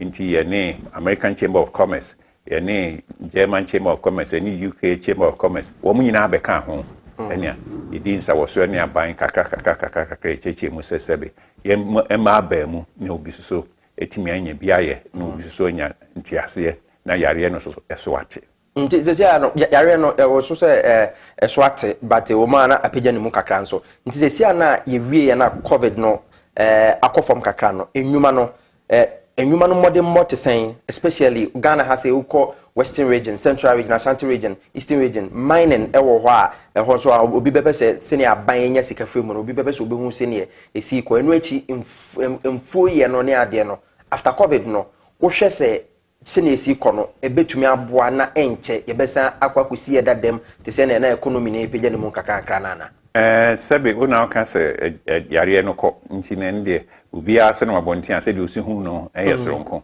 nti deɛ ɛkɔ na ma obi wɔ hɔ a na da bia ɔsɔre ɔkɔ afuom sɛ wasan afiri aseɛ wɔsan akɔ afuom da bia obi hɔ sɛ ɔsɛ daabi yɛbɛkɔ no dako yɛkɔ nansa ne kyɛ sɛ ɛno ɛkwan akyerɛkyerɛ ɛkwan foforɔ a ade covid no akyerɛ ɛkwan foforɔ ɛtumi de yɛ ebi wɔ hɔ a ɛhia sɛ nyinaa bɛkɔ faako ebi wɔ hɔ a yɛde sɛbe yɛde tractor anaasɛ ade ɛna ɛkɔ yie te sɛ tete no ananka nipa na ɛyɛ no nti akyerɛ kwan foforɔ a yɛbɛtumi de ayɛ adwuma a sɛbe sɛ nyame ana amasa anaasɛ sɛbe ɛsan yi ne pagya ne mu bio a na afei ne yɛhu ɛkwan a yɛtumi de yɛ nti nnwuma deɛ bia pagya ho nanso ne nyina ɛna sɛbe w'adwuma so wogyaa na akɔda fie kakra sɛbe obi ɛnum aduru ma yɛ afoɔ nti no na kyerɛ sɛ akɔfɔm kakra nti woba ansa na bɛpagya wo mu akɔ anim no na gye sɛ brɛ kakra bam na sese so yɛhu sɛ sese sikasɛm ho ɔden ɛne yɛsɛ adwuma bi ne ho a sɛbe yɛnkɔte yɛ duro ma ne ahahan ɛne sika so ho ɔden a ne kyerɛ sɛ ama brɛ kakra abam nti ma adwuma no sɛdeɛ nka yɛbɛpɛ sɛ bɛpagya ne ntoma pɛfra na pagya ne mu akorɔ no ɛnyɛ nuru hɔ ɛna sese so sɛbe patapa ha ɛde animu a nneɛma ɛyɛ dendenden ama ɔman yie sesi a wohwɛ a nnuane ho asɛm ayɛ den sɛ nnuane na asɔɔto sɛ sika na ɛni hɔ amanfoɔ de bɛtɔ bio anim sɛ wokɔ dwa so a wotumi sɛ nneɛma boɔ ayɛ den a na wɔbɛtɔ ne nnɛ no na da pɛn sɛ nɛ anasɛ na wɔtwe sɛ na wɔbɛkɔ no na ɛboɔ no mu apagya ɛne adeɛ menim deɛ kuayɔ nsɛm no na nkɔ yie afei ɛtwa mu ɛna ama na ba ne saa anaasɛ biribi wɔ hɔ a sɛnea wote ka sɛ moyɛ research ahodoɔ ɛde hwɛ no moahu biribi pɔte gyina hɔ a ɛnam so ɛma saa kuayɛ nsɛm ɛho ɔden wɔ yɛ kurom ɛnso so wa Ghana man a ɛkyɛ mu wɔ ha mu 49 ɛna yɛ akua na ɛkwan yɛde nam so yɛ akua no ɛnyɛ ade a sɛbe yɛnim ɛho suahunu ɛma yɛtumi yɛ ma mfasoɔ no ba sɛbe obi kodua biribi yɛfrɛ no soybean na ɛduru time a wɔ sɛ wɔkɔte a yɛfrɛ biribi gyankoma nkyɛ sɛ kasa no nkyɛ sɛ twɛn me nti wɔbɛkɔ akɔyɛ adeɛ no na wakɔtwɛn nansa wɔbɛsen aba akyire no na adeɛ no atete apaapae nti yɛkuayɛ no ɛkwan pii mu a ɛbɛtumi de atu mpɔn akɔyɛ anim ama mfasoɔ aba soɔ ɛna ɛno nna nkyɛn a sɛ bɛwiase mframabɔne ɛfrɛ no climate change ɛno nso so ɛha yɛn nti no nsuo seesei sɛdeɛ ɛsi tɔ yi ɛtumi bu nkurɔfoɔ bɔɔdeɛ ne yɛnua pa nyinaa gu fam na ɛno nso so ɛde asoma bɛkuani nansa mi mekɔ mampɔn sɛdeɛ ɔsi ka baabi a mefire a kyerɛ sɛ ɛhɔ atokɔ ne aburo ne adeɛ na nkurɔfoɔ dua sɛbi ɛdua wie a wɔn te yɛsi a pɛ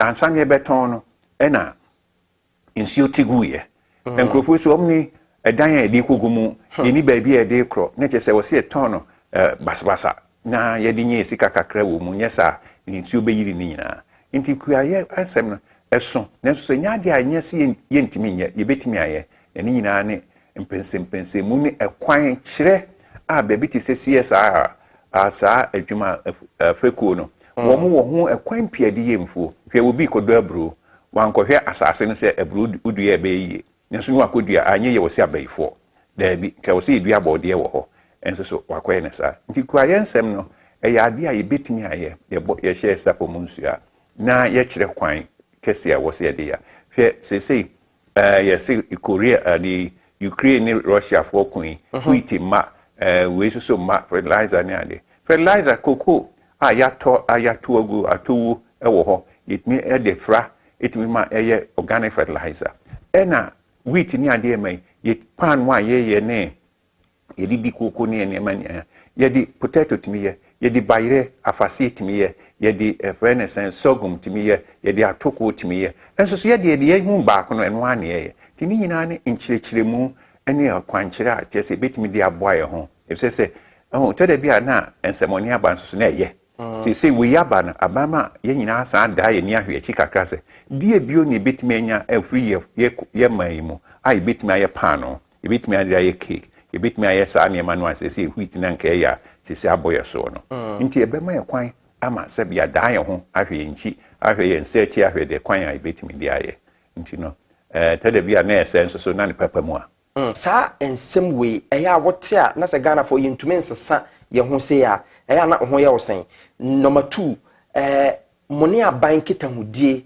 etesen because okay e betumi di potatoes nya ade de aye yesa ye try ne sen modi akwa aban ana e ho nsem tesen aban wo kwan wo de ye ne ma ena ye soso ye wo kwan de ye ne ma ne ye hu we nim no ye de koto aban nim na to de bia aban ya na na so odin wo kan won ti ase na aban so odin aban so odin e say wono e kwan a wafa so obeye no eno ana obeye but say aban here experts bit say mo especially my research na ma back no with data say necessity no adinti na ya na ekoba ne say aban so odin wo mo experts so say bi di wo kan say di ye koye home pensem home krata asem no bia na jiudie no bia na som sa na tie nti wono so pese de wo kan wo tie ase ene kwan aban de ye ne na make sense aban so de say kwan aban de ye ne ma no wo say anyway aban na ye enso say be wo de ma your friend private sector ankra adwuma for ne ye ya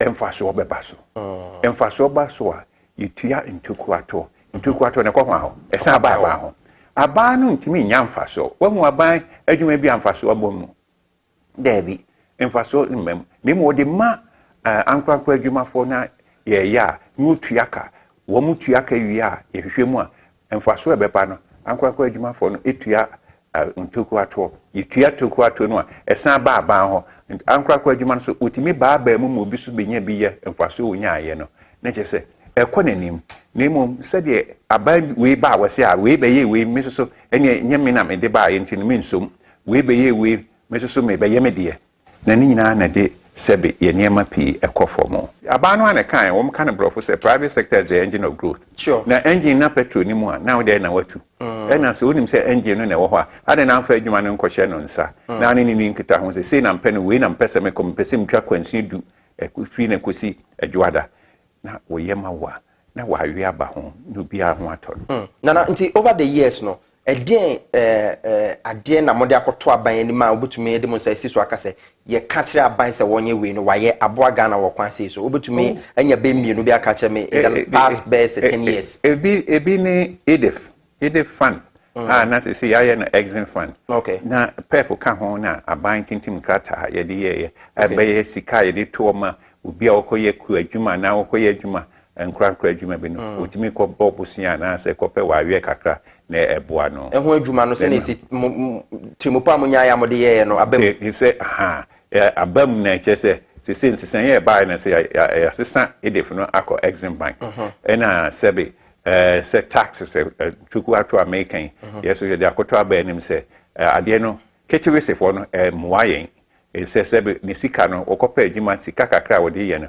obitua to no wi ha de aka no intimi enye bibia intimi nkọ adwuma nti aban tete bra no ase na wo mo ye nketwa no wachichem se we di obetua mienu na de wo so obenya edu no watua mu na miensa de obenya aduonum watua mu aduanan ne kakra ese sebe yete hei eyeye man eyeye kuro na se yesi obi ba efra brochiri afra manone obebuam aye adwuma ma sebe obi anya bia ya enka so ma ye adwuma no obi nya binye no wonde omfa ho mfa so nyina nko na yeso yemfra sebe ena adaja eno ne tax exemptions na wo kan wasem no because na no be we ne graphic for to twen komo na wo kan tax exemptions was say ya dia how mine pa ye wo speaker ho enche bia sa tax exemption we eden na mo ye na mode akwa aban nim a kire ne se enye nti aban emfa kwan afoforo so na wonfa enye ye nko akra ne ye pese ye system aban no apeso system na no wɔde ɛho nkrataa akɔto parliament nti ni na wɔtwe ne wase akɔtwe aba ne ti sɛ wɔhu sɛ wɔntwi mu anaasɛ biribi nkɔ yie wɔ ade krataa no a wɔpɛ sɛ ɔyɛ bill no na bɛma tax exemptions no anaasɛ deɛ wɔnom a yɛde fotuo no ɛfrɛ no sɛ ntokuato no kyɛ wɔnom no nyɛtumi yɛ ne yie sɛdeɛ ɛbɛyɛ obi bɛnya sika wɔ ha wɔntumi mfa no nyinaa nkwa dakoro no a na wɔgya bi wɔ mu anaasɛ yɛbɛka kyɛn sɛ neɛ fa bi kɔ ha nsa na wode wo mfa so nyinaa kɔ nti sisi deɛ ɛsi tiɛ no ayɛ sɛ nsuo ayiri de biribiaa kɔ yɛwie a yɛsi di no na afei woso ne sisi koraa na ate sɛ sɛbe ntontom wosom baabi ɛnyɛ yie na sidi no ɛpa na ɛtehwe wode kɔpɛ ofiri sɛ de nti na sidi no ɛpa hwe saa no ɛpa sɛ nipa yɛde korɔ no ɛdɔɔso sika yɛde firi yɛ man mu yɛde kɔ no sika no yɛde ne baayɛ wɔse wokɔ kɔtu n'anim sɛ bɛrima bɛyɛ adwuma na yɛ adwuma wonya mfa so a fa kɔ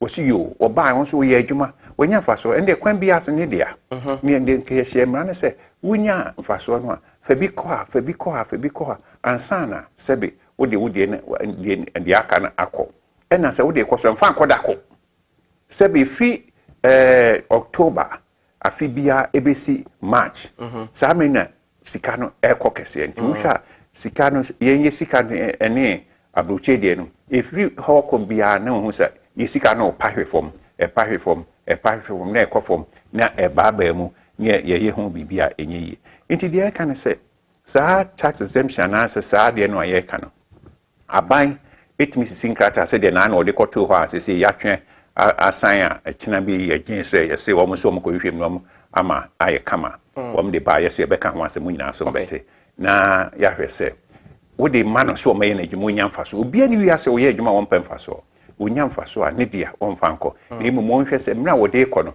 ɛmmea so ɛho nkyerɛn na sɛ na wokasa mɛma ne mfa nkɔ da korɔ anaasɛ ɛnam mmienu a sɛ ɛyɛ dɛn a wɔde bɛkɔ nanso sɛ wobaabaa mu a afe no ne nyinaa nyɛ sɛ yɛn nyinaa nkɔgu faako ne nyinaa kɔ bank yɛkɔpɛ nti na ayɛ sɛbe aprepre nti apart from that no solution bɛn na sɛsie yi yɛwɔ ahokyere mu wɔ ɔman mu yi na no na IMF na wodwen ho sɛ yɛbɛkɔ a na yɛnkɔ aban hia a little over $4 billion na wɔde atoto nneɛma yi ama economy na yie baabi aban bɛnya bia deɛ wode wunim but ɛsɛ aban nya sɛ sika no ɛsɛ aba bɛtɔ dwa sɛ yɛkɔ IMF yɛsi di no nso ɛda so gyina baabi gyina na dollar ne hwɛ na ɛhwɛ no eti solution no ɛne den number 1 solution no to the depreciation and then apart from we no na yewe ayenko IMF sika no ameka se de koi se nipa du na epe sika no a se be ema ye prepre ne mo ka se obi amfa ne de enko afimu no nyina enye bosomi miensa ema ekwan baaba mu ka se o ma anya bi ne kra no a ekina menya bi de akọ nti no metombo ase enu ne ma yesidi no ehwe ase a ana se ene amanone sika no emobra nti we ya na ye ho kyerɛ na ye so ye ka se sebe ansana be ma tax exemption ana se ntua ade eto no was set sa adwuma wo ye no ye partnership ye woni kroba adwuma ekabom wo kabom se wo kroba no wo se 10 yo na wo nti wo aduokron no so wodu a but was say kroba no so enya bi wo mu nti ye ne sa wo ba na abaye adwuma no so eni mfaso ebenya no me kroba na ekoye mfaso ebenya ni achem ebia me menya kese se me nam hu menim hu nyansa me nam de adwuma no baaye nti ne kese na ma kroba no nti ema sika no enti se epo ade ensu ayiri na atwe bibia akro na kese eje bi wo ho na kroma no so yetimi ese dwuma ye keka America say micro small and medium enterprises ketebe se for obi antimi ntumpon and adwuma bia ne ho a bi kote adwuma so onpese otumpon onpese onyamfa so na emu se ye ne sa no so tumpon a adwuma no mfa so ba so a onya kofa kosi beye bi kofa ama beye bi kofa abna beye bi na mpense mu na mpapa mu ba na ekonanim ye nwuma pi ye nkoyanim sesebe sika de tato a ye de beboa no ebi ne ho ene nyansan hu no ye de ye no so sebe ewo fom nti ne ye ka se ne aban boa ese ekokokoko a ebisi aba so esi etua friends eto no a hwan na ekọ no ho aba ho na ekro nti se mfaso so ama ye de to enye yie ti na de ewo mu no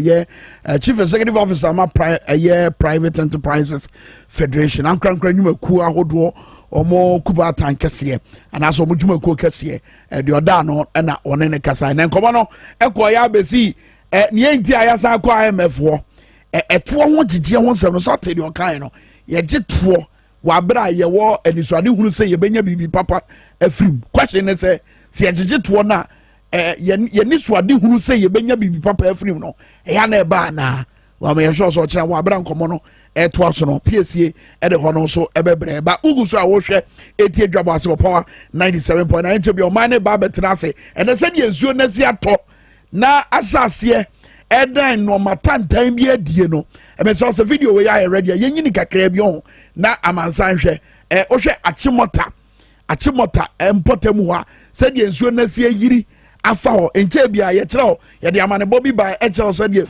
oponguro nso asi teɛ nsuo no atɔ ayiri asɛe afa ɛnɔɔma ama ayɛ den koraa sɛ amanfoɔ ɛbɛtumi afiri bea baako akɔ bea baako daa ne daa nyinaa yɛtaa ka sɛ gɔta no ɛmu sisi na efi na yɛtugu mmɔnten no ekotintintintim gɔta anim a ɛyɛ na ɛyɛ den sɛ nsuo no ɛbɛtumi ama ne ho adane ne ho akɔ bea ɛwɔ sɛ ɛkɔ nti ɛsa na abɛtaa faako ɛtaa faako no nso a na bunkam afa so abɛgu kwan anim na ama na ayɛ den titi sɛdeɛ wohu no wɔyɛ akyemɔta mpɔtam wɔ ɛna nsuo tɔ ayɛ saa no wabra yɛkɔ ani yɛbɛyi ne nyinaa de akyɛ mba saa berɛ yi yɛnna ne yɛho mmerɛ sisi wɔ TV XYZ but live on power 97.9 Dr. Boja Herbal Clinic glass in a free Ase our barber boy and come on glass in Aquaba.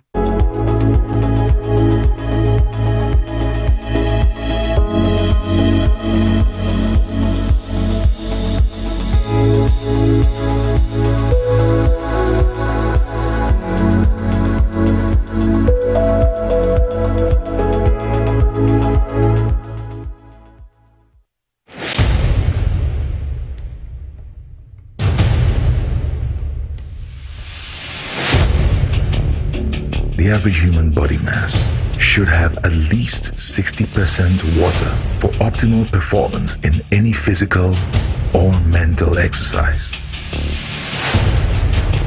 We can help you maintain it naturally.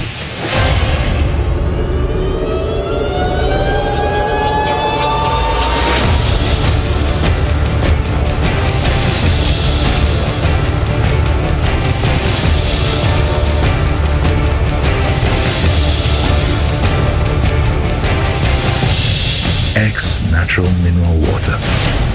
Simply natural.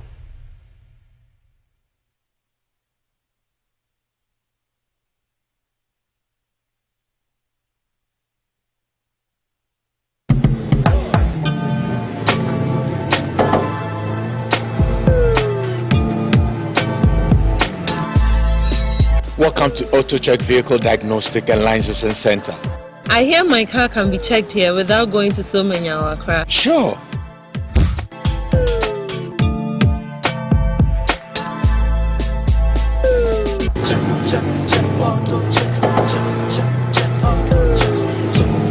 Emission, check.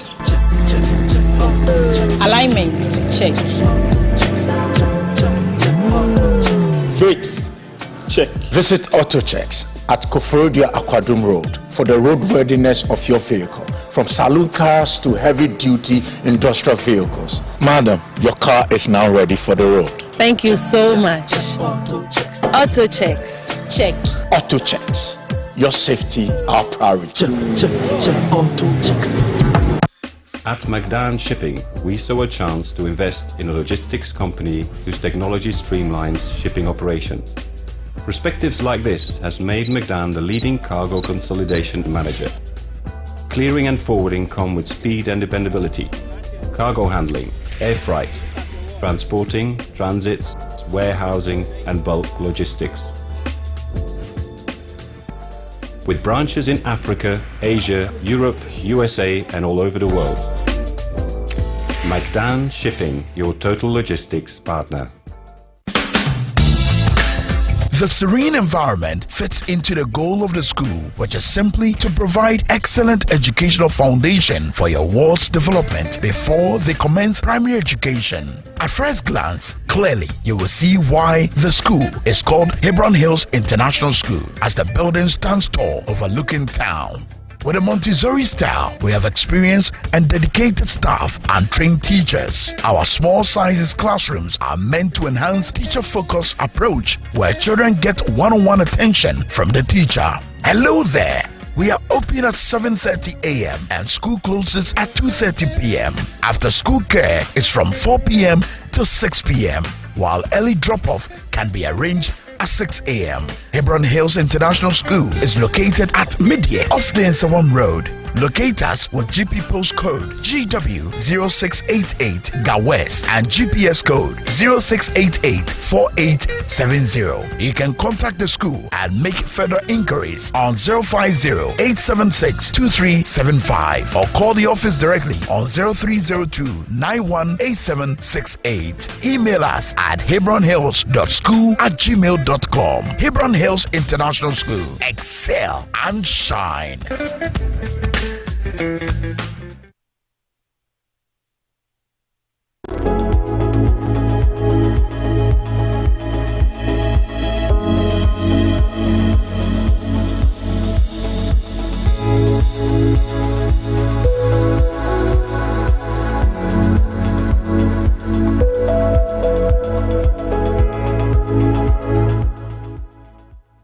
Demonstration no omo de na mienu na ye wo mo wie na say akwakwa ya twede bone ade na brada na wo mo hyase no police for wie na say pinche enam so mo chi nipa makomako eduonu nkron wono mu gya wo mo ya woda no na emom no wo ma sa be pay mo police for aso ye biom mati wo mo aba beto wo mo e wo press center mi ko pay do na edu na mo tu tie gato be a eton duane wo no nti mi na mi fru overhead no nti mi koda na mo say police car apaki wo na wo na wo mo bi mutina tena form. Nti mi call na police back approach me. Me say me aka me bi anka have to run away ba me say me ko tell anything no. Me do sit down ka demonstration ho. Na me demonstration no bi. Oh okay. Na so me bet na car no. Na for what? They be me bi aboni. They be because me bi anka me police anka say me dwane. But me I walk towards the police. You know my coffee. I want to say hey masa mun so mun join ka mun join. I want to maybe say on what? And I say you are also wearing red. I say that's my choice of color. I say, why are you wearing hat? I say, it's my choice of dresses. If you must not necessary. I say, Munfukano. In the case of Munfukano, the senior officers among him are Mujino, obedient to me and Casa.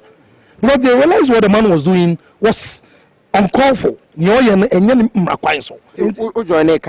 me eventually join a car. You call Eche and my bill. On Amado call Ifa police station. Test your call headquarters first.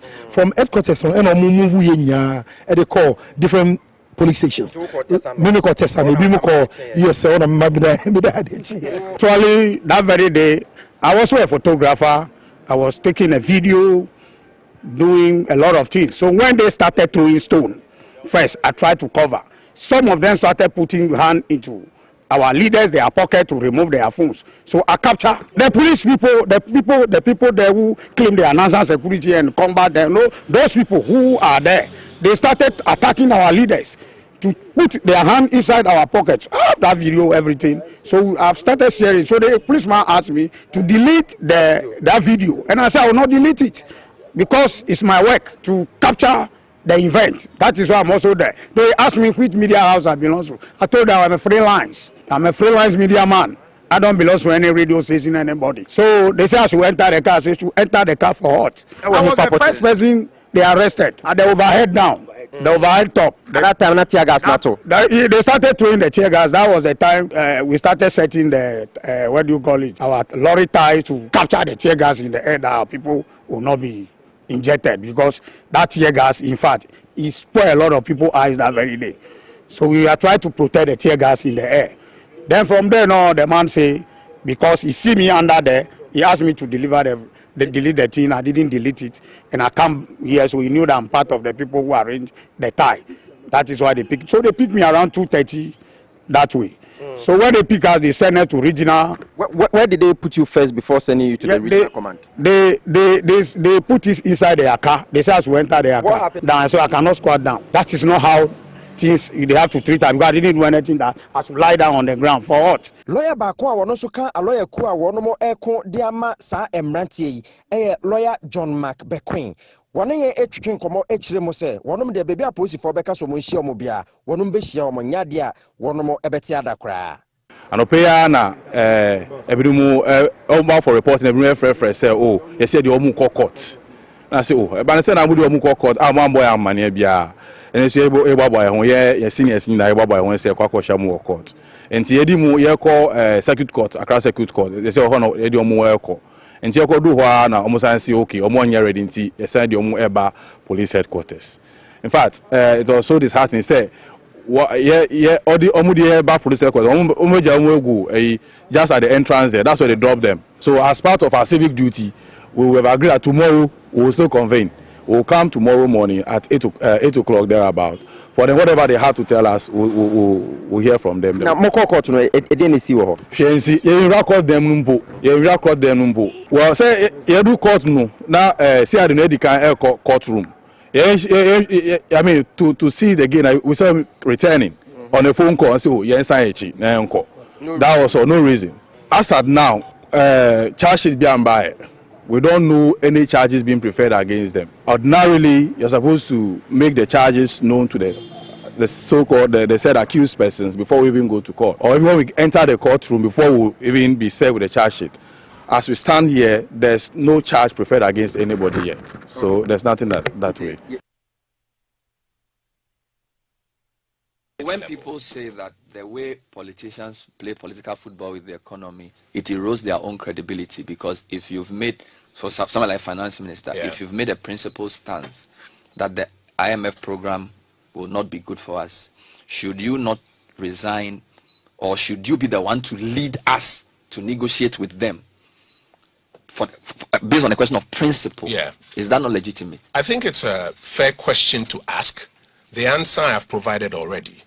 That the minister responsible for fiscal policy, the minister responsible for finance, has expressed a view supported by the government's view, that it is better to use domestic measures to deal with some of these challenges than to find yourself in a situation where you need external help of this nature. Unfortunately, the domestic measures have been challenged. At the time they have been challenged, there's a twin global crisis that is biting hard. Any president who feels the pain of his people would explore what options work best. And this is the window that the president has asked us to open and engage and ensure that we're able to find the necessary resources to deal with the short-term problem, but also at the same time deal with the bigger economic problem. But is there not a fear is there not a fear in government that the position of the finance minister weakens us before IMF? Because if you have... The president chairs the task force, as I've told you. The minister and his team are putting their details together. They will come back to the task force the president chairs. And the president is responsible for economic policy. I think sometimes we think that the finance minister is responsible for the economy. The finance minister actually is responsible for fiscal policy. The Bank of Ghana is responsible for monetary policy. Real sector development, broader economic policy sits with the president. He has an economic management team under him that will be doing the day-to-day management. The president is in full control of the end-of-day engagements that we'll have with the fund. The president is the one who spoke to the fund managing director on the phone. But what we know about these engagements and the details are that they would typically work with the vice president and the finance minister. So typically for all these programs, for the details, it's the finance minister and the vice president. No, based on the framework and the objectives as agreed between the president of the republic and the managing director of the fund. No, but that's how it works. In fact, if you speak to any of these people, they'll tell you that the first thing that will happen is that the president of the republic would have to call the managing director and have a conversation that, listen, X, Y, Z, and this is what I'm asking my people to do. This is a broad framework within which I want my people to do the detailed negotiations with you. Mr. Vice President, my question is actually simple. His Excellency the President, has said several times that his vision for Ghana is one of, a country beyond aid. mobilizing its human and then material resources. Mr. Vice President, as head of the economic management team, in your own view, by the end of the first term of this government, what do you think, or what do you foresee to be the state of the Ghanaian economy by the end of your first term? Thank you very much. Thank you very much. The question on Ghana beyond aid, it is really critical. No country really is going to develop by depending on aid. We have to move away from a dependency on aid for our development, and this is really what is driving Nana Akufo-Addo's vision for this country. And clearly, the way we have started, clearly by the end of our first term, by the grace of God, we will move away this economy. I expect to see an economy that is transformed and depending on its own resources for its development. That is really where we are headed, and that is where Nana Akufo-Addo is taking this country to, a transformed economy, an economy that is standing on its own feet and making its own decisions for development. So I am very optimistic about taking Ghana to a country beyond aid. You hear the NDC saying, but the debt level has gone up. Sure, the debt level has gone up, but economic management has not gone down. The debt level has increased, yes. But why do we want to maintain prudent debt levels? When you teach economics, you have to ask your students that question. Why is it that we ask that the debt levels be maintained at prudent levels? The reason is because if you do not manage your debt properly, it will affect your exchange rate, it will affect your interest rates, it will affect your inflation, it will affect your growth. Isn't that the case? You are managing the economy in a way to look at its impact on these variables: exchange rates, interest rates, inflation, and growth rates. That is the issue. When the NDC was in government, well, way before they took us to HIPIC, remember the HIPIC period, they had mismanaged the debt levels such that we had very high inflation, very high exchange rate depreciation, very high interest rates, and low growth. That was the legacy they left us. By the time we were going towards 2016, the debt levels had increased to an extent where the inflation was going up, interest rates going up, exchange rate depreciation going up, and growth also coming down. And they had to run to the IMF for a bailout. Wasn't that the case? That was NDC economic management. Our debt levels have gone up, but what has happened to inflation? It has come down. What has happened to exchange rates? Depreciation has come down. What has happened to interest rates? It has come down. What has happened to growth? It is going up. That is a difference in economic management. This is why we got into the IMF. You were spending too much relative to revenues, which is true. You were borrowing too much, which is true. Your external payments position has deteriorated, which is true. And so you ended up, your growth is reducing, which is true. So you ended up at the IMF. And the IMF would impose certain conditions, which is true. And if you don't do certain things right, the anchor will not hold, which is true. So I'm not quite sure what it is that is not true that I said. But I think, unfortunately, the supporters of this government and this government itself are very reluctant to admit the truth, even when it hits them in the face. The question that you have to ask is, how can global phenomena skip Cote d'Ivoire and all the surrounding countries and only attack Ghana? How? How does it happen? Back the social infrastructure that had decayed completely. Now, with that kind of foundation, you can begin to look at improving the incomes of people and providing jobs for them. That is an objective condition. And we don't say poverty is going to be permanent in this country. But we're saying that in the short term, you cannot wave a magic wand and change everybody's circumstances. Now, what they have done is to let all the dog chain sellers on the streets, the shoe shine boys, and everybody think that within the next 1 year, they're going to create 750,000 jobs, and all those boys are going to get jobs. And that's what I'm saying, that making promises is easy. But you need to be a realist to make the kinds of assurances to the people that you can achieve. Certainly, they are not in the driving seat. They don't know what the actual state of the economy is. And so to just sit down and say that, and I know what they are going to do. I know what they are going to do. Let's take it hypothetically. Wait. Let's take it hypothetically. Just a minute. No. Let's take it. I know what they're going to do. I know what they're going to do. Setting out the economic facts of the David, situation. Let's take a short commercial break.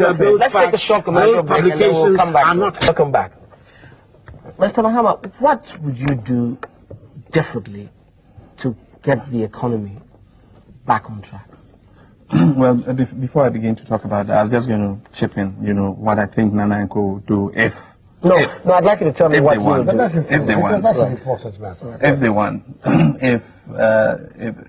I know shortly after that happens, they'll come out and say, gentlemen, unfortunately, we didn't know the true state of the economy is worse than we think. That's what you're telling us. No. You say we don't know. No, that's what they're going to say. We don't know the true facts. All the promises we made you, unfortunately, we can't deliver immediately. Just keep your belts tightened. In the medium to long term, we shall deliver on those promises. That's what they're going to do. We can no longer afford to dither and fiddle while our economy heads for the precipice. The consequence of that will be too grave to comprehend. Meanwhile, it will serve the president well to use some items from the presidential toolkits in times of crisis such as this. There's a toolkit with some items in it that presidents can use when they are faced with this kind of crisis. The first is he should address the nation and explain the situation in which we are and rally the support of the citizens behind any economic program that he wants to put forward. The second is he should fire his finance minister. All right, Abusia for Dwabo Ase the Power 97.9 afenso TVXYZ ya dan ho aba braso so man no betena se ye ba be din komo na ba bia ye gina fa kwa IMF otena ena omu mpani for bebe krum ha o ba Ghana team na ekrado se omu ni omu be hia na fe entoto ye na nhihye ahodo a omu de beba na omu nyina e de ato eye pono so na wa bra omu de ato pono so awie no na fe o makoban kromu omuko benkroma na afi asase e de ensem nyina eye adwuma ba ehwa ye kono ebetime yiye free eye yesika sem toto ye adane abutu emu ebetime yiye free anya bia ba ne se ne kwa IMF cause mekai se finance minister no sha atade fitel so I catch the Ghana for say ehọ pa de ye enko ne enko kira ne deputy John Kuma so be ka the same thing but ehun be hia say ye be kosa ankomonim anase sansem no mo kan no ehia se de be ya ye de besua bibi wa bra ye koyedem afenso finance minister Ken Oforiata e bra so se ye be yi na dia na se de John Mahama eye Ghana mampani kare mampani esagese ye na we eni nsem ni bia ye ba bebusa wa bra ye be konsem ni mu anopai e wo Dwabo Ase dwumadie so wo Power 97.9 and afenso eye TVXYZ ba bia wo bia wadwenche no nsusu ye de memfa nkame ye miente onka wo enkomotwetwe ni mu Honorable Adama Sulemana eye member of parliament e ma de hye wo eye Tyne constituency in a Bono region Honorable Yamuache Wakwaba on the abrofo na ye ade ye Bono makotwe Bron BRONG Bono region ono now we are back to Bono ade ne asante enya asante amunya isa brofo sem na doso owura Solomon Owusu wono na ye national communication team member ema NPP amanyoku eja solo Akwaba Kwame Mejoso. Net is out of pay. Adom. Blue in the wood dog. Yes. I say, sure, you toy. And so that I thought me we be pika. A form so for. And a baby are tie. And I did. And a yiri. I send call for mama. Say you subai na dear Beko. You subai no kwa. You subai. And on kwa. BBI subai. Sir. Yes. Got a mutiti no. Subai. Say the part that a diner you see what baby was in shooting a funnel. Subai. Pani sit down. Embrao Kroma. Embrao. And I will be also said, San your man in seeing and so no. The subai phone to one man is seeing to subai. Nina Koba begina subai na you woman. And yet, honorable way. What do you say, Subai? I mean, I am running. Because your toy, Pongulay. Achimota, the minister video no Wabre Casabet, Achimota, Miamia Baby, Yenya reports, different reports. And just say, I am running your Juma. Oh, man, Mrano said there should be some from running your Juma. And India, Yenya Ubia said, found Suban Jum, because I say Nipanan Casadia, Ubia is selfish, obey your pay. But I am running your Juma San Beya, Ube so. And say Suban and Yanach any Adam running here Juma on fire and running your Juma. Tebanas I ever Sani Pane was yes, Sano. And in this case, you're specific. I'm not talking about them running your job because I do it as I say, more bam granite, TB Oko District Assembly, Municipal Assembly, Metropolitan Assembly. You were more, I was more Jumane say, or more say, Obi Besidain, now OCS in Sumua, OCS in Kwamua, or Manoquine. So Obi Esidain is in Sumua, that person must be held responsible, accountable. I will say, you take his any panel. Ni or her any panel sono. Well, department be assembly be so on your hustle. And assembly be answer or head assembly no. And tis ni or her assembly no so I must have no cosono. I will say, be some some. And system, there's a system in Ghana, but system na yemfa Juma. Say the system near Juma. Can you cause union and can go Solomon Wabra share at Chimota Kissiman area and Shato Yiri Aye who ever TV Swiss no system bang the was he creating ya adapt and manimu ye send by a sadia we konka suban we no etubeka because ye kwa ni asabesi ye kwa ni abesi Kwame the crow minister ga Accra ye nru baby o si dan o even wager ye nru baby o si dan o adenta neither spinters. Adia yen to me and say, ya German sass, papa, dear Bakwa, gorgeous beg your boy, as or mine say, or G baby papa in Yamabai.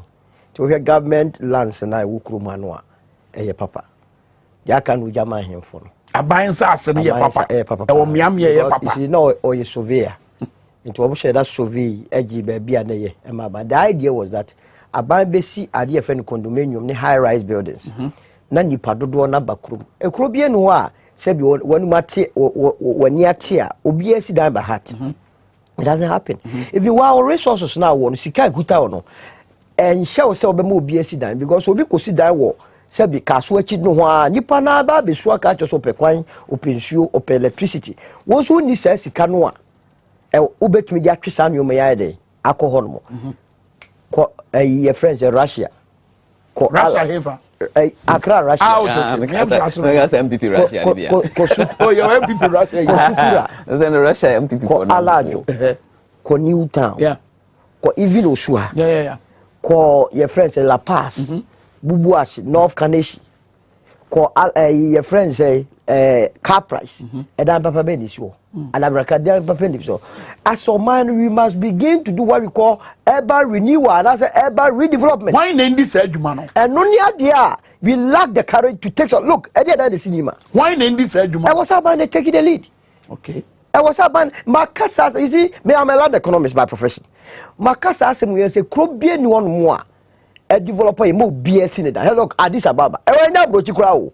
Oko Addis Ababa, haya, obi esidawa, a former, a soro, obi the better. That's right. Sana a cosro. Obako team, yes, fire service for say, Womuni, a fidie bit me a call beyond 10, your friend say, stories. It is the most useless argument. Because you could Dubai at the bad Califano, a wapa, as you know, because a investment and training. Ye China and Tobacco ya court, no land litigations. Obia Pibia day, Esidai. Oko dansuma asio baby fro se tunga asede Kwame ni pesi dance nsuom ene nsuo na eton wo na medwene om ho okwabrane sikabotene Akohwie gunsuo. Yeah, you try to stop and produce. I want to unless me service. Na assemblies no more there.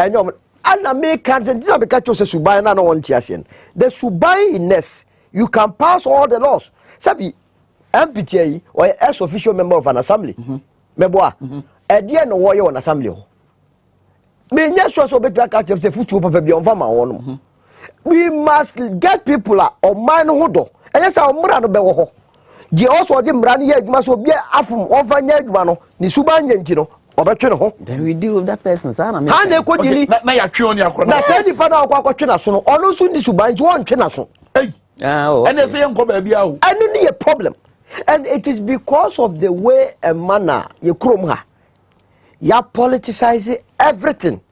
And this assume see ye bone na akwa na so kra na esan so ye MPP ni ntia. Esan so ye NDC ni ntia. We are destroying our country. Na bibia ye dey party 7 free. Yesu ye feel say that is the easy way. Yesu be free. Free. One na esa. Amanyofo ni nyina. Wow. Amanyoko ni nyina. You see, as a country, no, I also what idea you will be a friend national agenda. America too. Yeah. Say, me disagree, sir. And I know Pelosi, Ebekruma, no be a free so about such as not Trump, hard the power. Or about American national policy. But yet to me, Ghana ni. The last time the former president John Mahama had opportunity to call the Harvard Business Conference. Okay, catch we are seeing as a young man, you are comfort, we have something we call national agenda. Idea beyond politics. You be I'm sure so when your first time. Absolutely. I mean, His Excellency Nana I be paying with Germany. Absolutely. And it is when your first time. You're wrong. As a man, you must have your pride. Oh, far Marco Bonifia, when you're real. Because at the end of the day, you still remain a Ghanaian. Whatever bad a year, be a frown.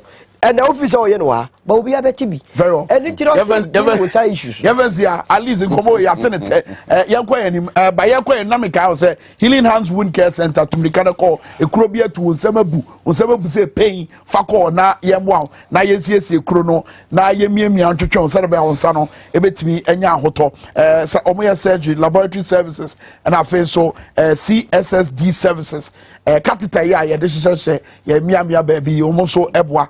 Emma, yes, come omo adwuma free Dwada kosime menda no pa don so kosi awia nwure mo no 9 Healing Hands Wound Care Center cha kwan wo Techi First Junction omo ne Melcom Techi Melcom no ene di ene mo hwe which one from 055 324 8970 and 055 3875 882 afei yenwura yenkomo twetwe no ye chance and about IMF ye ko umpo bibia ni we si ho kwan fiada ya na mampanyi krata ebeda abonten na krata no kan mu so say wahye eye finance minister ene omo mu hwe sika sam so say yemfa yensem nyina nkogu eye IMF no mbetoto no maye maye gabi ochida ko say eye 11 ne NDC for omo gina tu anaso omo gina ye omo si ye ana eti asade no eno na amo ama 11 ho so ama mfa so a amenne ye sika sam asai wutie kodwo opon kroma ne aban mu mpanifo a o say Ukraine Russia ntokwa no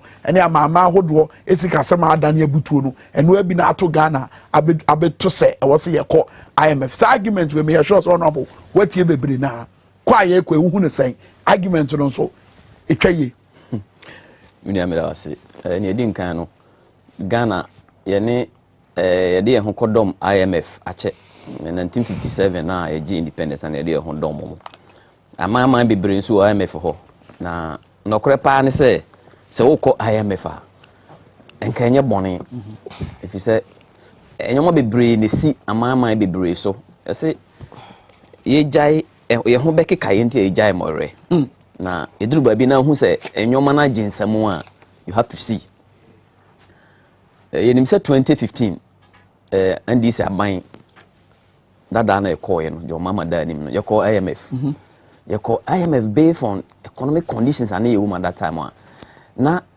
energy sector ne hu se ye nya challenge with the energy sector pa ama dumso e baaye. And those things didn't start with John Mahama. Dumso didn't start with John Mahama. Dumso have been with us since 1993. And in fact, John Mahama catch it and say he will fix it. Now, on quantity mean fan fix it. He goes beyond 93. Yes. It's been there for a lot of time. So we had a president, he was bold enough to say, I will confront it head on. Politically, it was difficult for him. Eventually, he went to IMF to stabilize the economy. He say, from 2015, you call Senchi, you call a homegrown policy, you call IMF. IMF, MIN, or her policy also, MIN policy credibility. Later, investors are more confident, no more lose shortfalls in revenue in your money, and we got some back. IMF minus 980 million.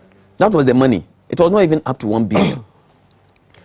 Now I was saying a executive program no, in 3 years' time. So 2015, 2016, 2017. Until 2017, I was saying free IMF also. But 2017, you know, now NDC are buying any power. They are buying way and they say, or extend the IMF facility for 2 more years.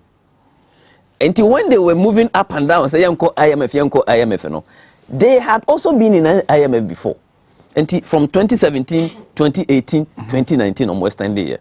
In fact, 2019, almost exited IMF, you know, they organized a Kenke party. So okay, more organized a Kenke party. Say almost free IMF, and almost stated say it will be the last time we will ever go to IMF. But Enyoma Jinsem in 2021, 2020, 2021. In fact, in 2021, after the presentation of budget statement, now I heard the economic indicators are not Ghana at that time. No. Economy debris, and I side of the parliament told them say, send your normal way go back to IMF, so that you bet me and the economy back, because the challenges was that you borrowed to the extent that now obia bilateral organizations in person be my iska. Afibe na na must wo IMF. 2021. 2021. 2021. Was that the same year near year pressure the 11 year ban? You see, yes, the e-levy is in the 2022 budget. Okay. But in 2021, after 2021 budget, no, we asked them to go to IMF because of the categorization.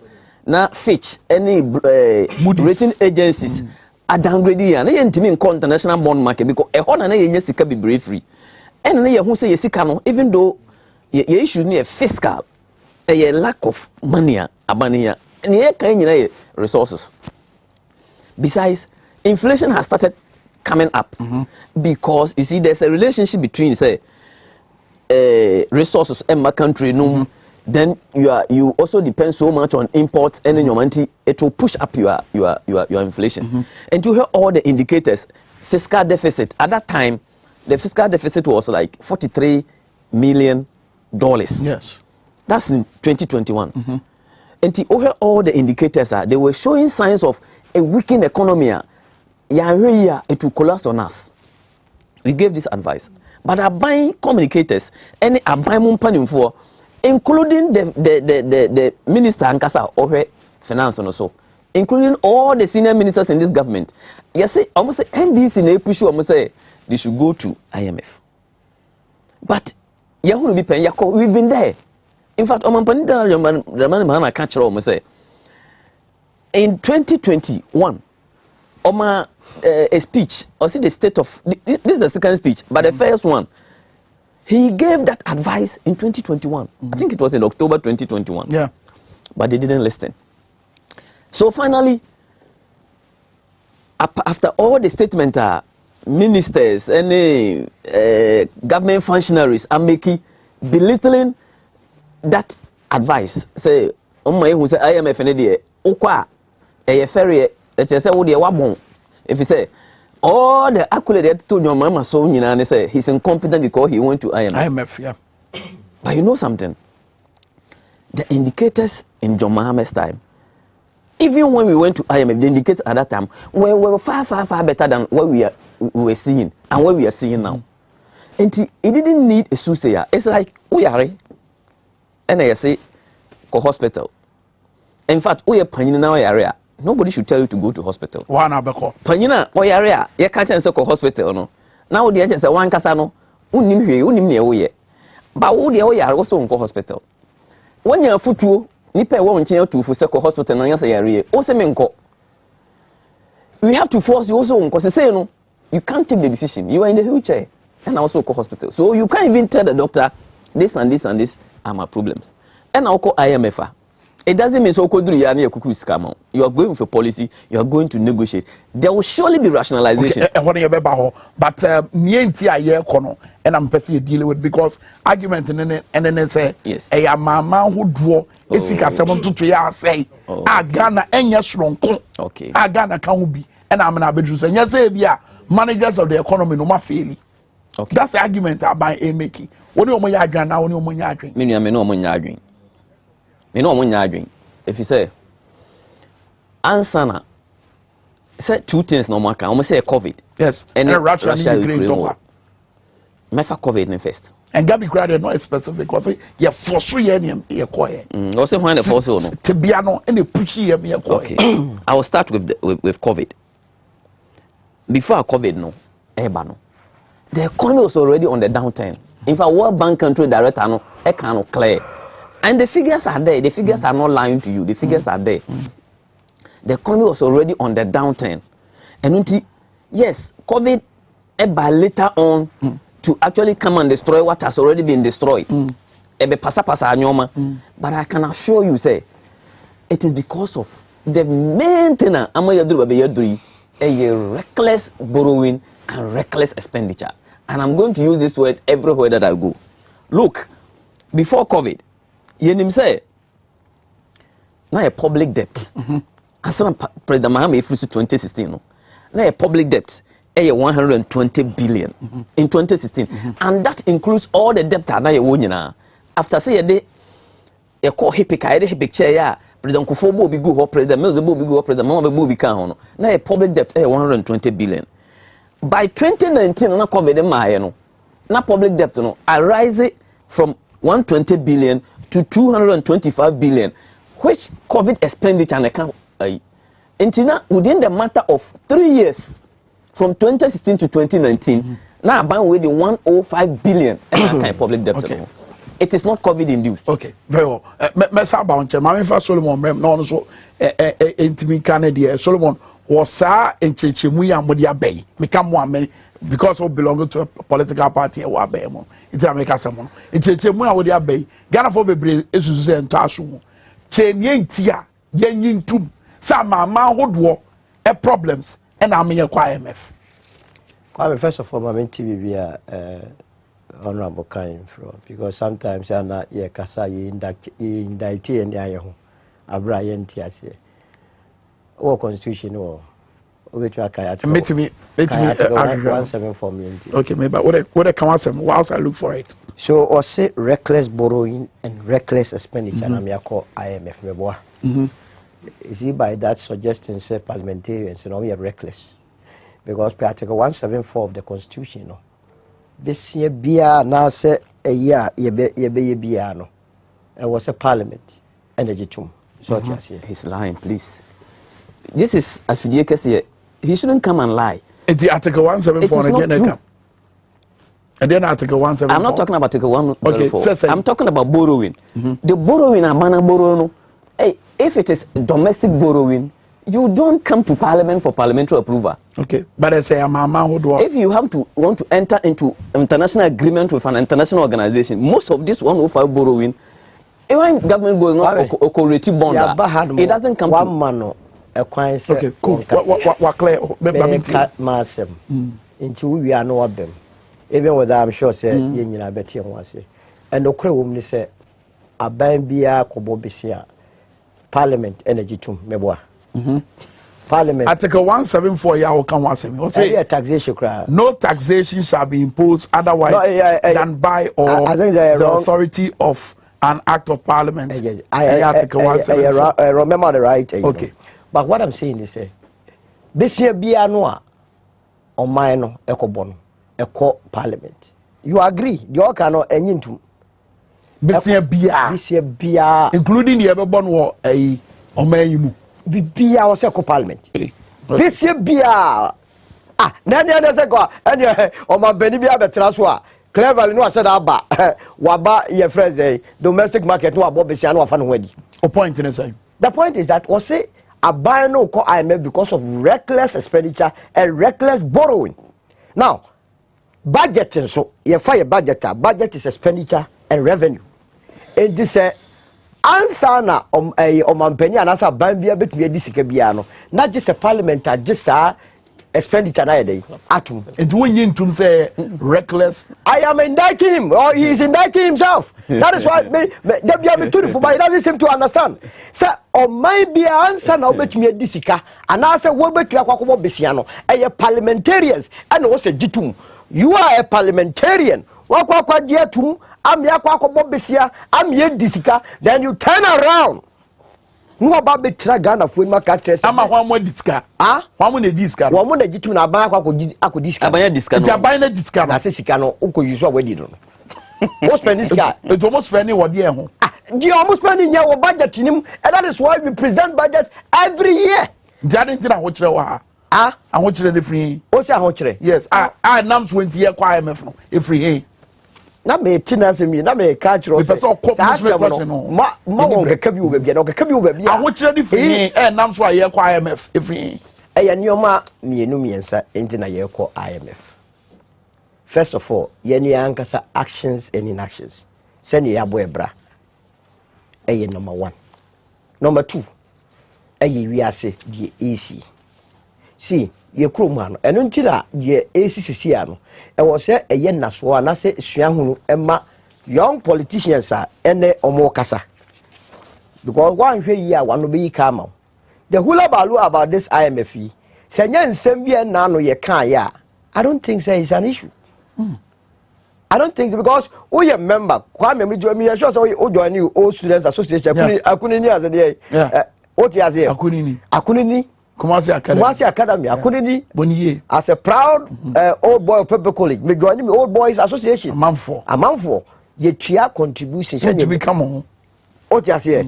Na why your contribution to a fund? Na Kwame say be ye be aba wabusuam. Now come into that fund say mama me bin fund and so masene. Na me ho hen ha me ma ba tia nka de bone ni say. But eye na no 17 amana kwa akobasa. Ntimo anka ni ye. No ye bebrebe. I didn't know Mompacho. O say, and your political party and the individuals in the country. Yes, but these are individuals. They have to be money responsible. They have to be money now, including Kenofoyato, finance minister. Mampenya Bedi, your vice president of the Republic of Ghana. They have to be man enough to apologize. I mean, Mampenya Ankaso say Ghana beyond aid. As for Ghana beyond aid, I agree with him times 10. Kwame. And when you, and the 1st July. No, but IMF. Obi anso a oti wiase a woni vision no due enti pese Ghana ye benyini o ye ne ya brabo mu ana absolutely what's wrong with that by ye and no tin also wo encourage say ye betumi aye duru ho enti beti obi o ka say Ghana bi o ye na say wo kura no by ye ne yo ne kire say ye pese ye duru ho wo si ye tumi duru ho hwe ye ti kromo yi in African sub region ayumi ye tax to GDP tax aye to agege 13.5% to GDP. I fall short of even Burkina Faso, or 16%. You get to it is for government so beboa obey your and we are doing it. I don't think that the national identification a year by your person a chini public tax bracketing. Adia ye case any way sika young IMF. The reason why IMF ababe say adia be a sign in the community say even your local banks, kwa much be bank da. Bank be no because of kwakubo be all my conditions. Why? Because of person yen you may be protecting one masika or the man Robert this guy abro IMF a fund 190 members and wom Ghana the sika ekwa kotum ti say no fund manager no or the sika ne bro no amfa nhyehyɛ anto ho wan hwɛ no adua ma metua na ekene bi say obi a no so contribute bi ba say oba be the sika no be that is all to it sort ya say it obema conditions and na obi a opese unyini you don't want to go there. But my say fear for question me. Kwa MPP are buying air kwa IMF no money Ghana for DDA, especially on principle say finance minister esi kete say ho see e be ko empare omuni Ghana for DDA wonu kuradie kwa so ene kwan a ye fa so sika dodo a ye nya wo covid bre ni mu okay Ghana Revenue Authority what is in the issue say sikapudos ye 43 point me ba mamere na men kan show sika what is in the issue say obenya also obenya 47.2 billion and no obeboa boa no na watimi dia bobra ama oman no afa eduru ba bi wosesa ebe no 42.7 billion afa won kwaji sika da onya 45.3 billion and then all the sika we omunya free World Bank any donor agencies need donor support buy wo hwe we nyina na de toto eye ensema abamu mpanifo ka se enye bibia na emom covid no ene Russia ne Ukraine tokwa ene nam so amiakọ IMF sasemwe muka muni Ghana for ediniye nukredie no way no kre wo mne se 2020 budget na da parliament no NPP abanka chewi asigina se yentumi anjiji close to 12 billion because of covid so tias you would agree with me say covid time beaches ni ayetum already so tias obi nko beach a untumi nji tax ebiom na ngofo entonioma but you exceeded your revenue target. How would you exceed revenue target? Where nipa ese dem omontonyo? I mean, sometimes let them. The revenue target here 47.2 billion. Obeyen 42.7 billion. When you 45.3 billion. So during COVID, the say revenue targets were revised downwards. Because definitely, untumi nka se COVID and conforce them no. Obema on target of 70 billion. It was not going to be achieved. To the a leveler. Unum so bet. What the buy crown by achieving prosa. But 45.3 billion. Yen to me anje 12 billion. No, ye di sika bro so 14 billion.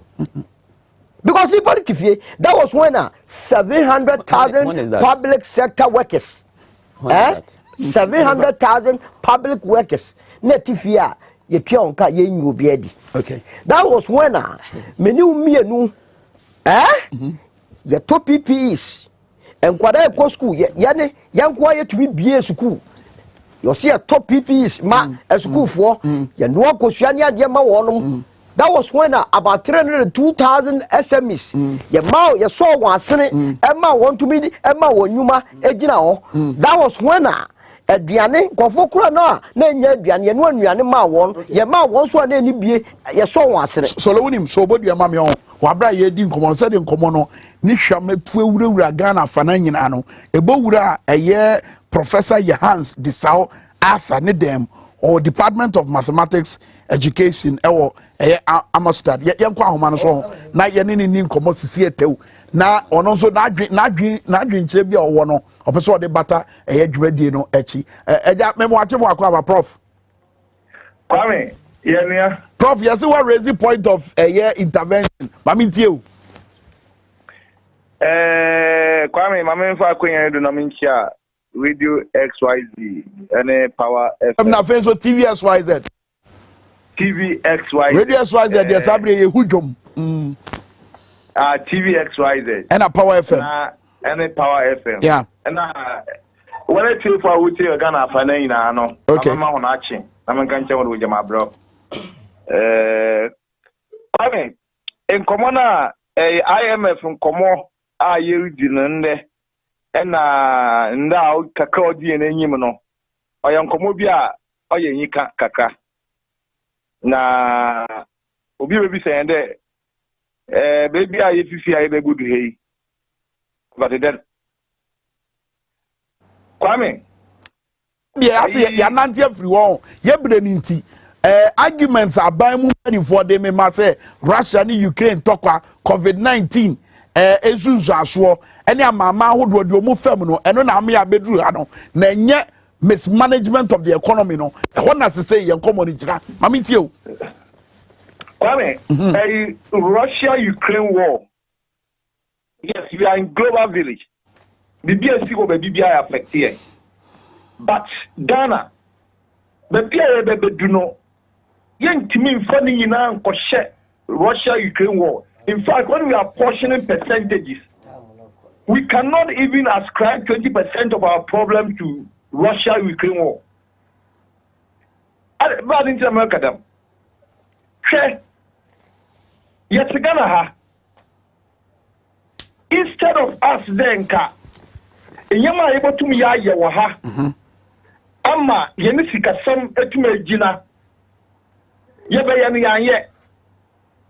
This area, how can we blame that on Russia-Ukraine war? And now America say, 2015, per the Bank of Ghana's figures, no. At the time I call IMF, and the external reserves was about $4.2 billion. Them $4.2 billion no can secure us an import cover of 3 months and 3 days. This is per the Bank of Ghana. Today, in 2022, we have over 3 or 4 billion thereabouts dollars. The same amount in dollars measured no can only secure us for 3 months, 7 days. The difference between the 2015 and the 2022. Okay. Instead of we in 2015 using $4 billion to secure us an import cover of 3 months, 3 days, today 8 billion can only give us 3 months, 7 days. So 4 days for 4 billion. The question is,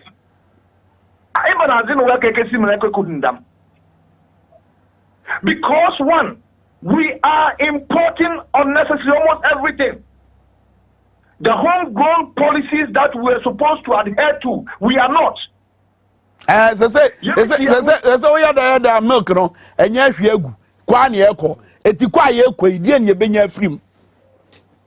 A quiet quantity. And we are here, Kaka, near free.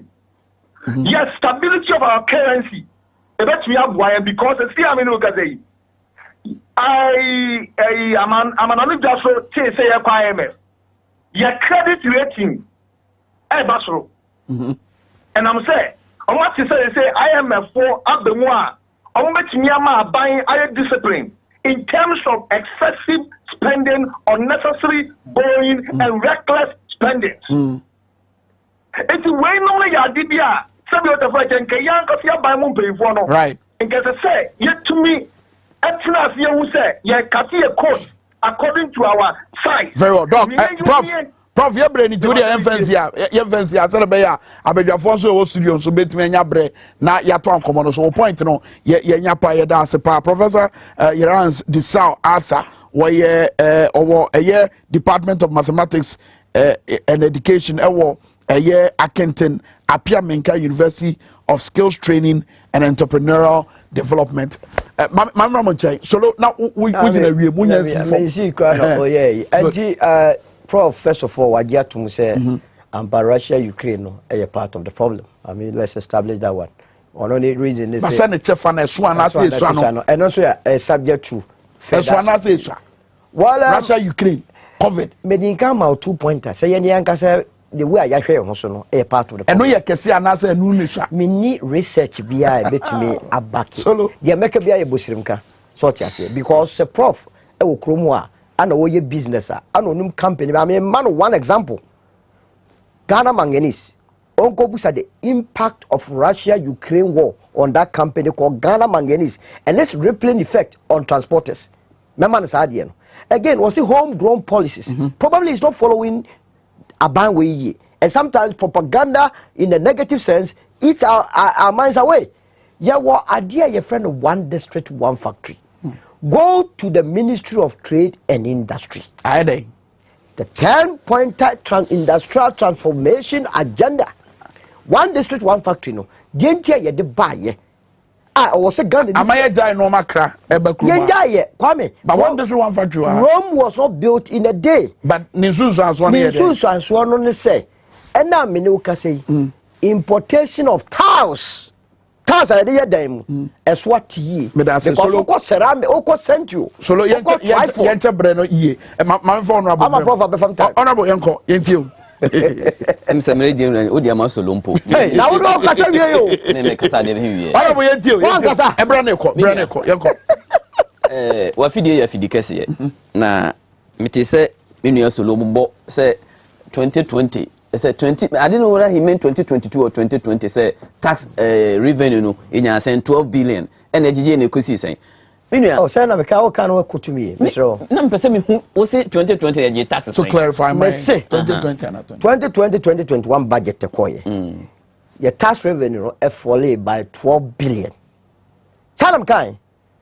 Tax revenue. Yeah, and to me, and the tax revenue, there was a gap of 12, close to 12 billion. Okay, and you said 14 billion. I don't know what out the parliament. We know it. It's not true. Oh, it's not true. Which one is true? I'm telling you, in 2019, before COVID, tax revenue from GRA, and you can go to GRA. You phone. I'm telling you, GRA. Who brings the tax to GRA? Which budget?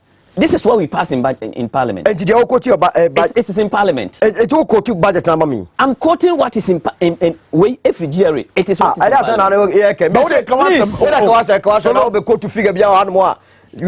Revenue raking 43.9 billion. In 2020, when COVID struck, government projected tax revenue of 47.2 billion in 2020. And on reversing to 42.7 billion. Even with the 42.7 billion, government still had 45.3 billion. So where is the 12 billion deficit? In 2021, government projected 57.0055 billion, but recorded 57.32 billion. That is over. So where from the Russia-Ukraine war? Look, Ghana went to IMF. Ghana went to IMF for facility, for credit for COVID. IMF Ghana 1 billion. That is in 2020. And it is here. If you forget statement to Parliament on the COVID-19 expenditure 2020. Okay, now what are dispute figure? IMF no mayen 1 billion. Can you forget about Parliament no? O se Ghana COVID nyina 19.2 billion yenyaye. Na you spend 12 billion on COVID. It is also here. 7 billion. What is MP for ne bisa 7 billion no hin. Into COVID no, we spent less than the amount of money that we had in COVID. I want to scar what you now this cannot. So if COVID was the reason why we borrowed, we spent 12 billion. We had excess of 7.3 billion from COVID. We had in fact excess. This is from Ken Oforiatta. I mean, this is what Ken Oforiatta told us. Assembly will be. Solo interpreting it. Solo doesn't understand. He doesn't understand. Please respect yourself. I'm respecting myself. So, it is about reckless expenditure. And they are lying. And they have been lying to us. President Akufo-Addo say, in his State of the Nation, Sona by Ronaldo, or say, Abana spending, data from the Ministry of Finance tell us that amount of 17.7 billion has been spent on containing COVID. 17.7 billion.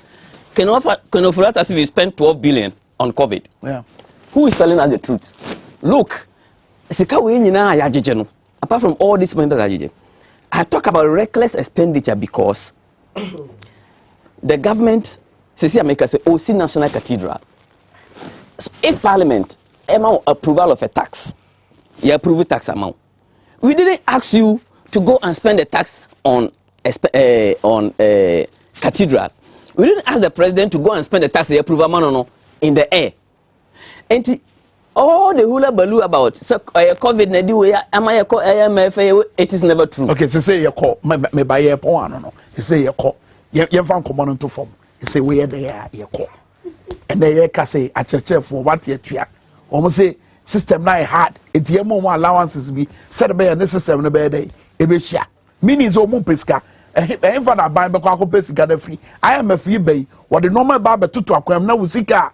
What dia wo de normal bebrebe no eso bete etidie na eba abesi honorable mechance for na fe solowaba na so man de na Akufo-Addo wasay man no wasay man free IMF ko ni mu emba IMF ayeko no what IMF is going to tell us, they say they are going to rationalize for instance. The only good thing about IMF is that I know after IMF the president will not chatter in the air. After this IMF we are going to have a new look at this national cathedral. But the bottom line is the time I say IMF and Ankasane Yanko. But I'm predicting something for you. All the government flagship programs, they were already on their knees. I am telling you, say, the one district, one factory, and we are growing negative in the manufacturing sector. We grew negative in 2021 budget. The government flash one district, one factory. It is not happening anywhere. The free SHS is on its knees, Dada. Planting for food and jobs, we don't even get fertilizers. And Tiabana who say all the flashy programs in Yajima. So what they are going to do is to hide behind IMF. Because the IMF will give you consensus say, please cut this. Teacher for no teacher for no. I am very sure in my say I'm almost 4% and then 7%. And they are looking for cola. I know said they are looking for 20%. They may not get 20%. From now on, they may get some small variations in their allowance, but they are not getting 20%. Okay. But finally, I'm going to tell you, say, government flagship programs are redundant, you know. They are going to hide behind IMF because it's a fair program itself. Okay. But they hide behind IMF. Say, IMF, let's say, my so very well.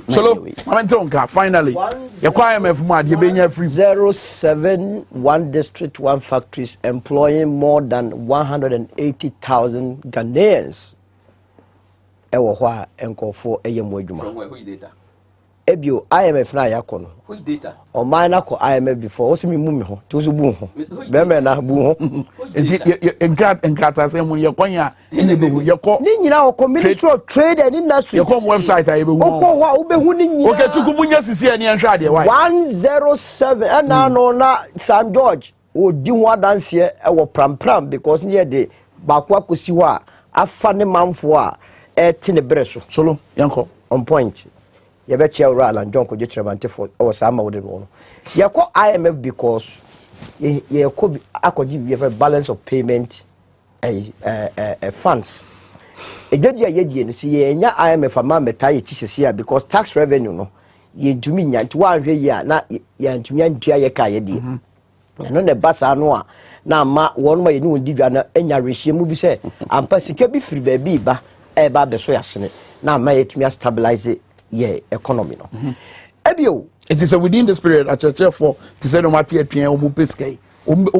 within some ya ye the good news in the say. Apart from omo shows other unions so Kwame, obi no obeka so man mu nyede. Me I won city and say mu nyede. Obi atu nsu ase. Eno ntina aban ene wo nhia. Atwatia o matie ene na metie won leaders no. One say abanchro on krata somewhere Friday ba no muni ha omoba on be declare strike no mu say krata bi won to muni aban mu penifo hia kina what be enti no mu hia sabi almost here okay yeah fact checking this here oko trade ministry website na 107 factories yeah declare say one district one factory but obo benfonyi bia ni wa it doesn't matter factories no mia kwa ewo Kwame o call wa we ya mo madwuma e wo so ye eti ya check this here enti no mo ma e ma me ka say 107 in fact hazard honorable Alan John go to parliament not wo catch we asem ya capture into the hazard no jo and we say eni ba bia me anya sa asoman that is the only solution. But you track to your website say 107 so you have confirmed my position emfonyi be dia dance here de eni ho ebio that's the point ade ba ko a ye ko yanim asoman ye betimi aye the way forward eno na enano owura na ankasa no trade and industry ministry catch o man. Let the Ministry of Finance and the Bank of Ghana put together a loan guarantee scheme. But we're a part of the economic. No, but you see, area or micro, small, medium enterprises. Kwame, a crop bien when you are buying the Fenipan. A ye ankra credumedi. Or Maya, your Bob Bissia, your cry, ya test about 23-24%. Yen we are no we 32 about 25% interest rate no. Yeah. And that's abnormal. Yeah. And was here to me ye quite be a before so interest rate by a single digit. Very well. Ama boda for na komo bisiani bi.